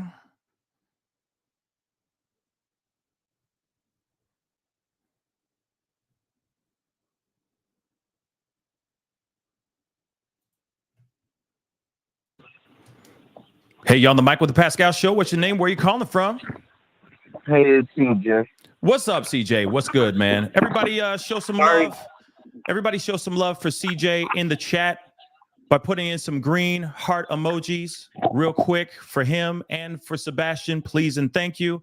CJ, what's good, man? How you doing? I'm doing all right. First, I want to apologize about the wind noise. So it gets a little windy with the audio. Oh, you good, homie? We hear you loud and clear. Everybody, real quick, everybody hit the number one. Make sure you guys can hear CJ. All right? Okay, go ahead. I'm sorry, man. I didn't mean to interrupt you. Go ahead. No, you're good. This post that was put, or this post message that was put on my video. Okay. I live stream, and it's for my safety. Okay. This is a good example of why. Because with that post, if you read it, somebody's giving him information. Okay. Okay. So real quick, CJ, if it's okay, I want to pull this up. I did not show this on the live. I want to make this abundantly clear. I did not show this on the live. So there was no bad reporting or anything of that sort. I received this. I was bringing it up because honestly, we're all on the same team. I believe you and I are all on the same team. So I did not show your name, did not show the post at all. I know. When I posted, when I talked about it. This is where I'm coming from. Though. So hold on, CJ. This is where I'm coming from. Hold on, CJ. Hold on real quick. But I'm going to ask your permission to show that post right now. And I'm going to read it. And I'm going to read it really quick so everyone can hear it and understand the context before everyone jumps down everyone's throats. Is that okay? Oh, I'm not going to jump down your throat. No. I'm not talking. No. I'm not talking about you. Even if it's being brought up and my side's not included, it's about my safety. Absolutely. Because CJ, that's if my side's not included.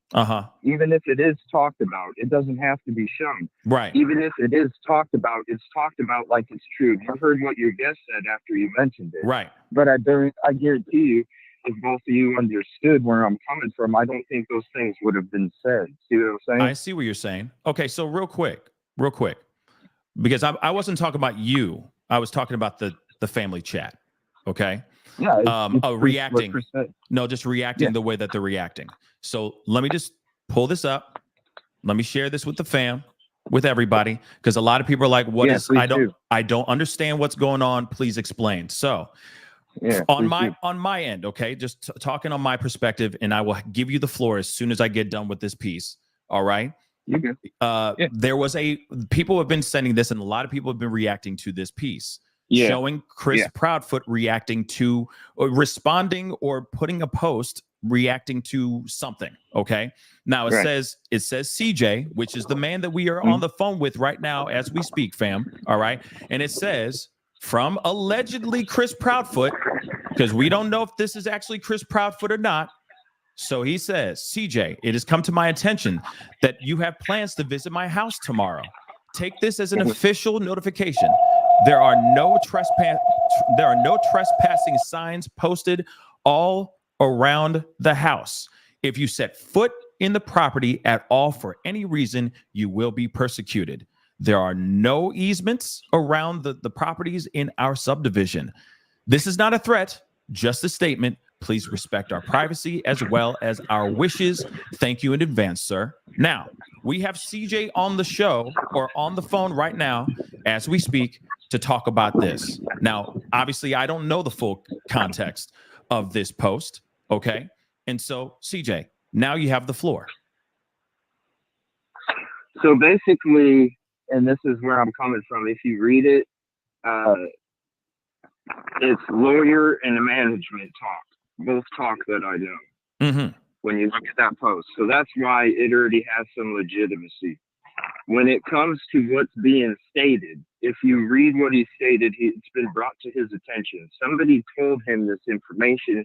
He didn't go look at the show itself, because if anybody would watch the show that I was streaming, where somebody would go to that extent to blow whatever I was doing out of proportion, then they would see that that is the complete opposite of what I'm doing, what I'm about, and what I'm trying to do.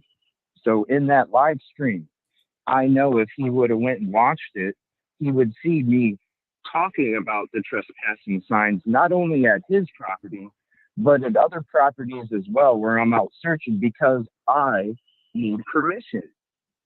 I've never stated anything anywhere on my shows or my searches that I was going to step foot on their property or that I had planned to step foot on their property. Gotcha. When it comes to me, I'm not even about trying to reach out to the family members of the people that I'm doing work for, because I let them reach out to me.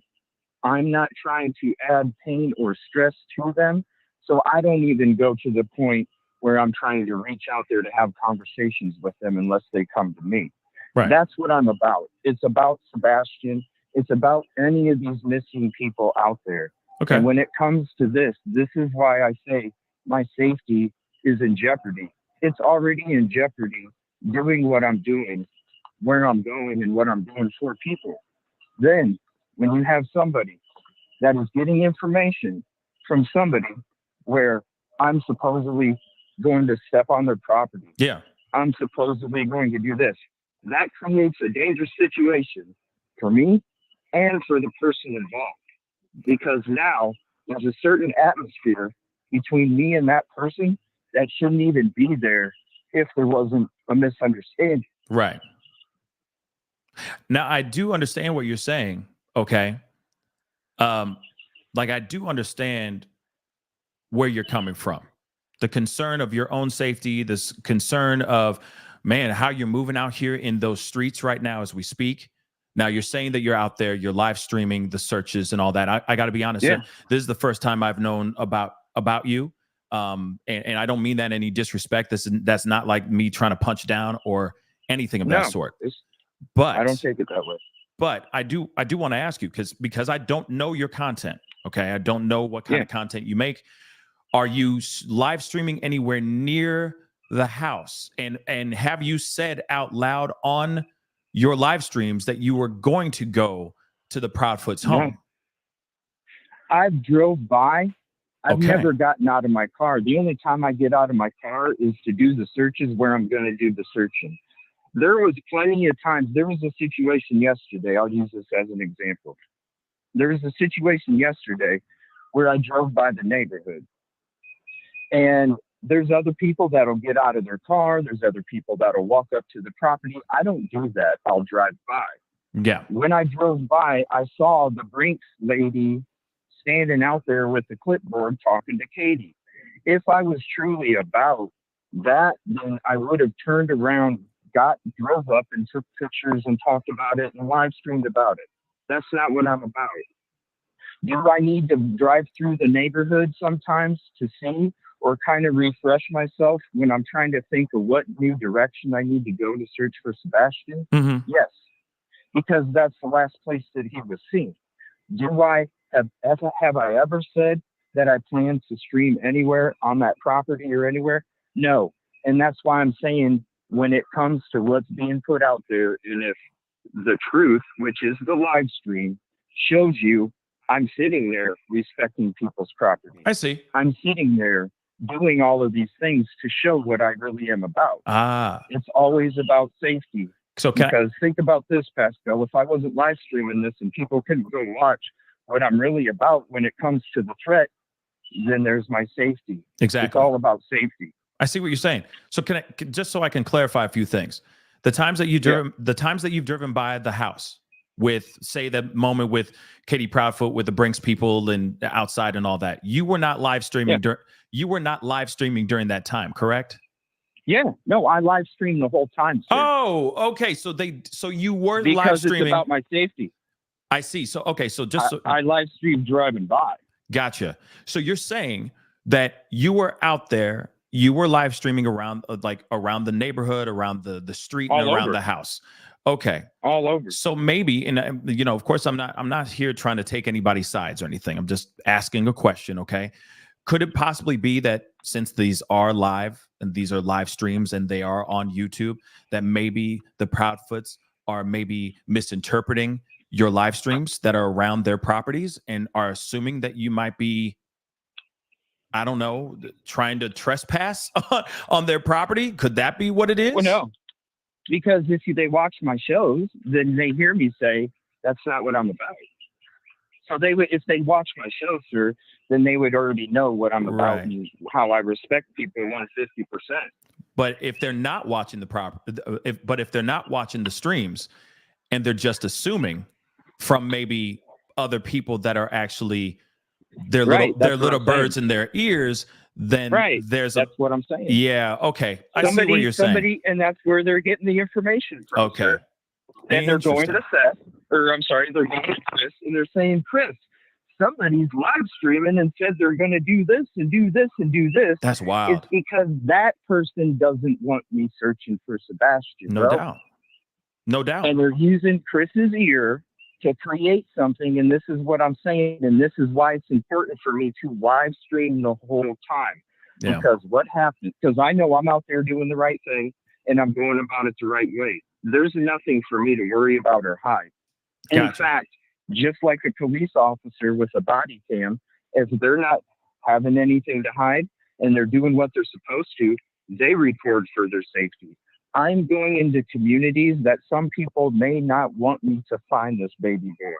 Right. That puts me in danger. And so anytime that I have that camera on, that makes that person not go the full force that they might go if I wasn't streaming. And at the same time, if I get injured or something happens to me, at least it's on stream so that way people know the truth. I get it. Because when I'm coming from the good spot, I'm doing what I'm supposed to do, and I'm respecting everybody 150, there should be no issues. I see. Okay. Well, Chris, I appreciate you clarifying those things, just telling us exactly what's been going on and all that. Obviously, when I see a post like this and it gets Chris Proudfoot out from the bushes, right? Out from his RV to start talking. And of course, understandably, a lot of other content creators, not just me, have been reacting to this post like crazy. Oh, yeah. This is from last night. Last night it started. Right. So it does spark a lot of questions, right? It does spark a reaction from the peanut gallery, if you will, right? So when this happened, it's from what you're telling me, it sounds like this is just a misunderstanding and they're not actually seeing the content that you make. Right. But I do understand. That if they haven't seen your content and but they do see that their home is being shot. I mean, I can understand them being a little concerned, but like I said, I mean, if you're doing it legally, and you're not breaking any laws, you're not trespassing, then I mean, it's how you want to make that content, bruh. You know what I mean? Real talk. Well, if you look at if real talk, if you want to look at what he wrote, he didn't see my show, and he wouldn't have known about my show or me driving by unless somebody told him the wrong information. Right. That's real talk. Yeah. No, you ain't wrong. So when it comes to them having an issue, they had an issue because somebody told them the wrong information. Because, like you say, if he came to my show or he heard about my show, wouldn't you go watch it too? Yeah, if somebody damn right. said something about you and somebody's threatening you, right? Yeah. Wouldn't you go watch it? Absolutely. Of course you would. So Okay. if somebody watches it and sees that I'm sitting there saying, yeah, that's a no trespassing, and I have people in my chat going, oh, you can go through the construction area, and I'm saying, no, guys, Right. I need permission. I need to find out who owns this. Gotcha. If he would have saw that, then I guarantee he wouldn't have wrote that post. No doubt. I mean, if he was seeing it, for sure, then there would be a different conversation. But I do appreciate you, coming in, clarifying this. You know what I mean? I know that at the end of the day, it doesn't matter. You're doing what you can to unearth the truth and to find out what's going on with Sebastian. We are all on the same page. I'm on the same team as you all day. All I want is to find Sebastian, and figure out what actually happened here and what is the truth, just like you. You know what I mean? Right. I just thought it was very interesting, the post. It was very, to me, I'm like, whoa, he just came out of nowhere to come up here and say that stuff. And I'm like, I'm kind of curious about this. You know what I mean? I sat there and I'm like, he obviously didn't watch the show because I stated everything a complete opposite of what he even stated. It's not that I didn't say, I stated the complete opposite of what he was saying. Right. And so if you want your missing son found and the last place was at your home, and somebody that's volunteering their time and efforts and money to try and help find your son, and the last place was at your home, then why would you have a problem somebody going by to try and come up with another direction of where maybe Sebastian went if you're really trying to find your son? So why would you have an issue with it? That's where I'm coming from. Yeah, I get it. And that does. I'm not doing anything wrong. I'm trying to find Sebastian. Well, and that does spark up some red flags and some more questions. It's like, if, should it really be that big of a problem? Is this exposing something else? Is this showing that I didn't get out, so I didn't get on their property. I didn't get out. Yeah. I didn't do anything other than I'm on another leg of my search because I was down here for 3 weeks. A week ago. Now I'm back up here for another leg. I'm trying to figure out new directions, where to go, where else I can try and find and help. And so if anybody watches, you'll see I'm going through. I'm trying to figure out, okay, we got this direction now. Right. Now I need to figure out if I can ask this person. It's all, if they really truly were, then why would you be upset if I'm trying to find your son? I think that's the last place. I think that's an ongoing question. I think that a lot of us are going to be. Right. I think a lot of us are going to be asking that question for sure. You know what I mean? But I will say this, though, whatever you're doing, as long as it's legal, obviously got a reaction from Chris Proudfoot, if this is actually Chris Proudfoot for show. But CJ, I want to say thank you so much for calling in. I really do appreciate it. Hopefully we're able to, get on the same page here. Okay. Not here to try to start any drama with any YouTubers. We got better things to do than to do that. We're here to find Sebastian, we got and people hopefully, to find. Right. And I hope we're on the same page here. Okay. Yeah, we got people to find, man. Absolutely. I just need people to understand that I didn't do or say any of those things, and the way that it's put out there, people are just reading the post and that's it. Right. That Chris is speaking the truth of what took place, and it's not the truth. That's information that he was fed from somebody else. Absolutely. I appreciate you laying it down, giving us the information and explaining everything, brother. All right. Thank you. Good luck with everything. Good luck with everything out there. Boots on the ground. God bless. And hopefully you can unearth some more information. All right. Let's pray. Let's keep our fingers crossed. All right, brother. Talk to you soon. Thank you. All right. Later. Peace. All right, guys. Hopefully that quells the crazy waters that has been going on. Let me grab some of these super chats here real quick. All right. Let me grab those real quick. Thank you, Mimi. I appreciate it. Yes, hi, and all my good souls. Yes, all the good souls that are in here. Okay. Thank you so much, Kayla, for becoming a member. Shauna, welcome to the family as well. Thank you so much for becoming a member. I really do appreciate it. Kimberly in Japan, thank you so much. Thank you so much for gifting 5 people, 5 individuals. I really do appreciate it.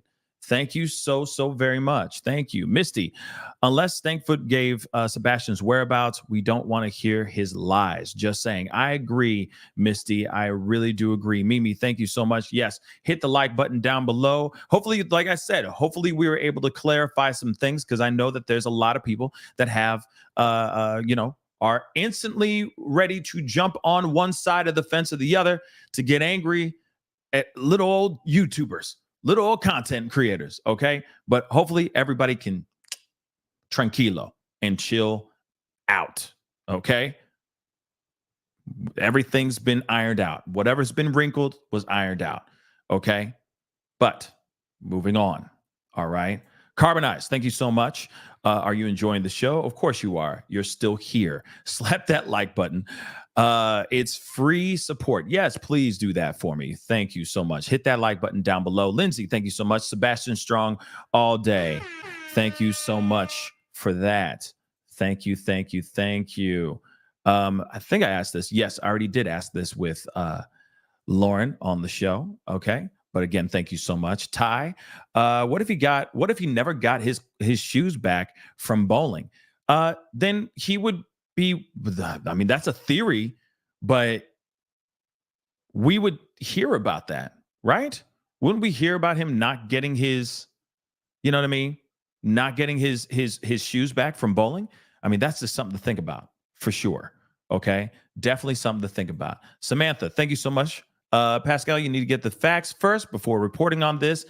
I think you're saying please or speak with CJ. He is the one involved here. We already did. Hopefully we aired out all that stuff. Okay. Aired it all out. Sue, thank you so much. I was in the live when he got it and was talking about it. Okay.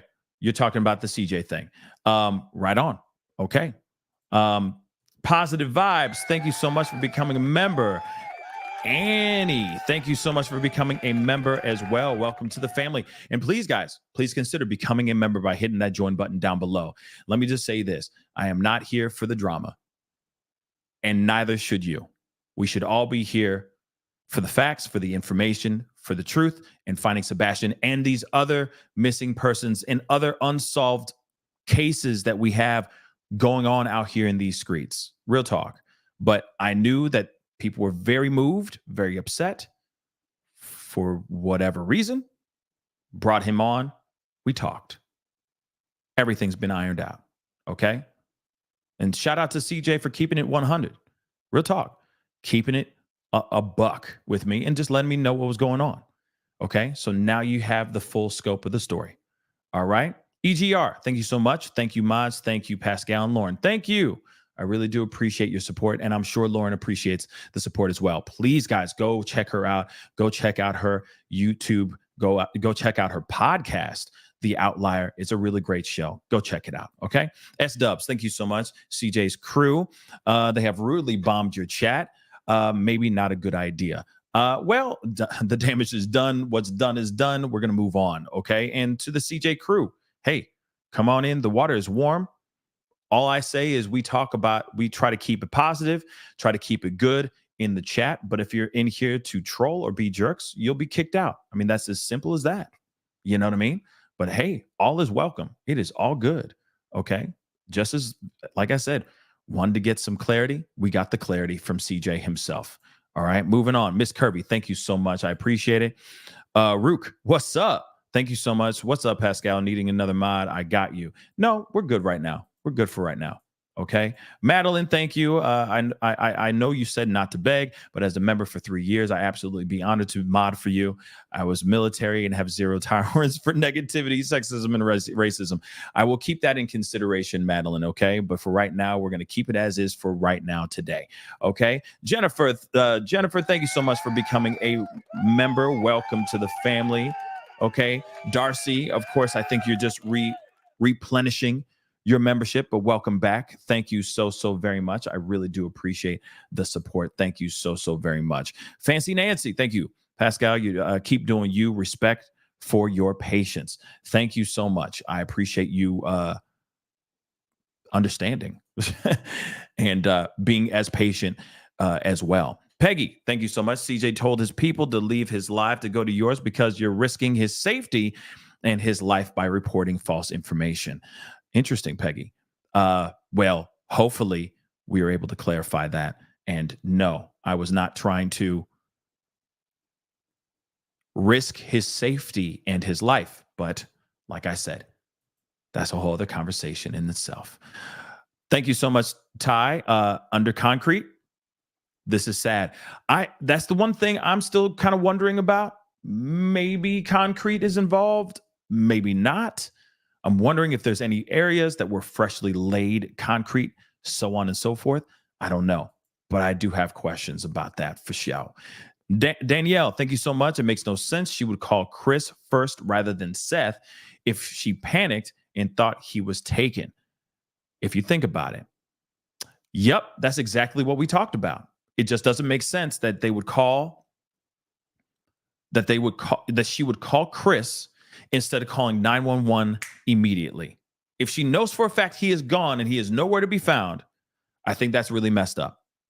That's the part that doesn't make any sense to me, at least. Okay?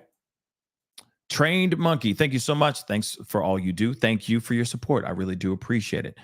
Nicole B, thank you so much. You don't owe him being too nice to a fault.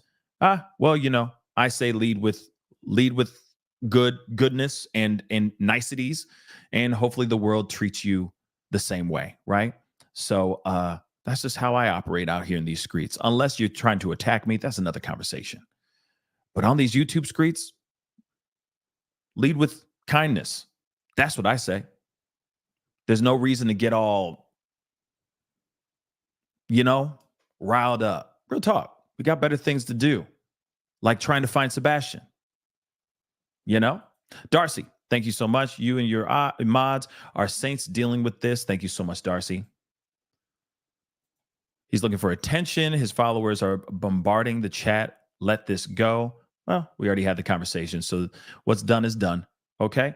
Josie, thank you so much. I enjoy this channel for lack of this type of discourse in drama-free zone. There's a reason it's called DramaTube, and that creator is always in it. Interesting. I did not know. If that's true, that's interesting information. Okay. CJ's exact words were, I lost all respect for Pascal. It's live. All you have to do is play. Well, I mean, if he did say that, then he said that. He came onto the show. Maybe he felt some type of way back then. He came on the show. He said what he said on the show in this phone call. So hopefully his thoughts will change. If not, then hey, it is what it is. It is what it is. You know what I mean? I can't change what he says. Okay, that's his platform. That's what he wants to talk about. That's what he wants to talk about. We're not here for the drama, guys. Okay?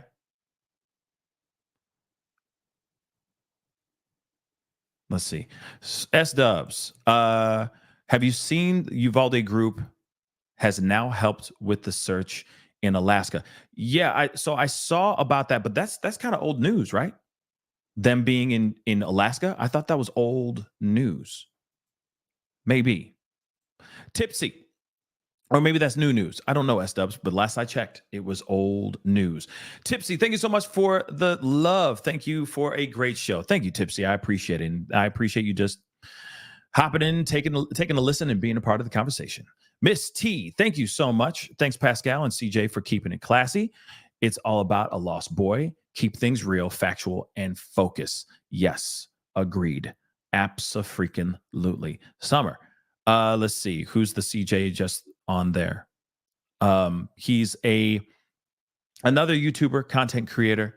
Apparently he live streams. Like I said, he's new. His show or his platform is very, very new to me. Just to be completely honest, like I said, not throwing any shade. Just a new name for me. Kimberly, thank you so much for the 200 yen. Awesome ironing. Yes, thank you. Fine Sebastian. Yes, we had to iron out those wrinkles so that nobody gets upset. We are all here for the common goal, right? And P, thank you so much for gifting 5 memberships. Thank you so very much. And wow, Dolphin, holy crap, Dolphin 517, thank you so much for gifting 20 memberships, y'all. So welcome to the family, all y'all who have just become members. Wow, sharing is caring indeed. Okay, sharing is caring indeed. So I do appreciate the love. I do appreciate the support, and thank you so much for all the new members. I really do appreciate that. Okay, and hopefully for those of y'all who get a month of membership from these people who have blessed you guys with it, hopefully you guys stick around. You know what I mean? That would be fantastical. Okay, that would be fantastic. But like I said, we're here for the common goal of trying to find Sebastian. Okay, the drama is not necessary. Period. It takes us off the beaten path, even the path that's not even beaten. Okay, it takes us off the path in which we are on right now, which is trying to find this young man. But at the same time, I'm not the kind of person that's going to try to just put out stuff and not have that person, if they're in the chat, not have that person get a chance to say their piece. In fact, I respected it at first. I did not show that screenshot or anything of that sort. I just brought it up and had a conversation. The reason why I brought it up initially is because it's Chris Proudfoot speaking out. Chris Proudfoot saying something when he's been radio silent on the social media streets. But then suddenly he comes out and he starts talking. Pretty interesting stuff and pretty shocking. Now, it's not like he says any threats of any type. He even says it's not a threat. He's just making a statement. Don't trespass. Thought that was interesting. Thought it was worth a part of a conversation that I was having with our guest on the show. But of course, he comes on if the person who this message was directly made to is in the chat and wants their chance to clear things up and give a more three-dimensional scope of why this comment was made, I'm going to give it to him. Just like I feel like any other person who wants to have an opportunity to explain himself rightfully deserves to have that. So he came on. Like I said, people get emotional. People get mad. People say things before they even get a chance to speak out or say their piece. So hopefully he's good. Hopefully he's okay. Hopefully he ain't mad anymore. He came onto the show. He explained himself. I'm glad he did, though, because now I understand a little bit more about this post and I understand his side and I hear his side. Now we have a more three-dimensional scope of why that post was made. That's it. So for those of y'all who are out here still angry for no reason whatsoever, I guess in my mind, it's a thing of there have been other platforms that have also talked about that post because it is surprising that he has come out. And again, we don't know for sure if this is Chris Proudfoot's account or not. Anybody could have made this Chris Proudfoot handle easily. Anybody could. Okay. So again, I appreciate CJ for being out there doing what he needs to do, just like a lot of other content creators and a lot of other people that don't have a platform, that are out there volunteering, putting in their time, okay? Putting in their time, putting in their efforts putting in their focus on finding Sebastian. And that's the one thing that's really frustrating, and I get it. See, listen, I get it. We live in a crazy time, and especially we're surrounding this particular case where everyone's hungry. Everyone's hungry and starving for information, clarity, the truth, to the point where they're so hungry that they're willing to start biting each other. Same group of people, all looking in the same way, in the same direction, going, where is Sebastian? We're all hungry, like ravenous dogs. And instead of us actually going out there as a group, looking and trying to find this young man, we get angry with each other. And that frustration that we have towards not having any truth in finding this young man, we turn that frustration in on each other. And I'm telling you right now, does that solve any problems? Does it get us closer to finding Sebastian? No. So I urge every single last one of y'all who are watching this show, focus on the common goal. We all need to do that. See, this is when the devil starts going in and starts playing their cards by making our hunger and our absolute desperate desire to find the truth turn. And next thing you know, we're trying to destroy ourselves. The same group that we're all standing in unison, saying, yeah, we're going after this common goal. But that devil will throw that card down and go, blah, here it is. And then suddenly the focus turns on a dime. Next thing you know, it's all about the drama instead of actually trying to find Sebastian. So I urge every single last one of y'all that are maybe harboring, holding on to stuff, whatever it may be. I get it. I'm frustrated too. I'm just as hungry as every single last one of us that are in this group trying to find out what happened to Sebastian. But I'm telling you right now, not once will I ever avert my focus on that. I will take my frustrations, my concerns, my anger, and my hunger on finding Sebastian. And I just hope that everybody else follows in suit. Anyway, guys, that's the show. I appreciate all y'all for being here. It really does mean a lot. Again, I appreciate CJ coming on, chopping it up, clarifying some things. Hopefully that clarified some things for you guys as well. Also, I want to say a big, huge shout out and thank you to Lauren Conlon for being on the show. It means the world to me. Okay, that is a very, very busy woman right there, and she's doing a lot of great work out there. Please go check out The Outlier, and of course, go check out popcrime.tv. Again, popcrime.tv. And let's focus on finding Sebastian and all the other young men, all the men, women, children that are out here that have not been found yet. We need to be focused on all those cases.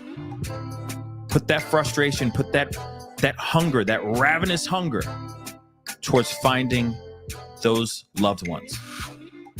That's what we need right now. That's what we need right now more than ever.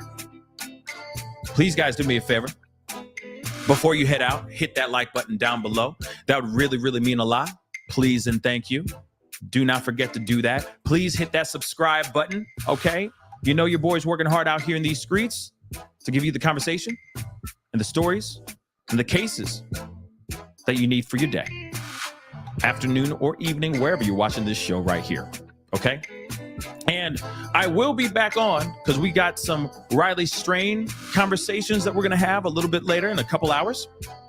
And of course, let's not forget, I really, really want to bring this conversation to light for all of you that are out here in the dating pool as well. Please go And make sure that notification bell is set to all, because I have another conversation for you guys this evening about a tragic case that happened.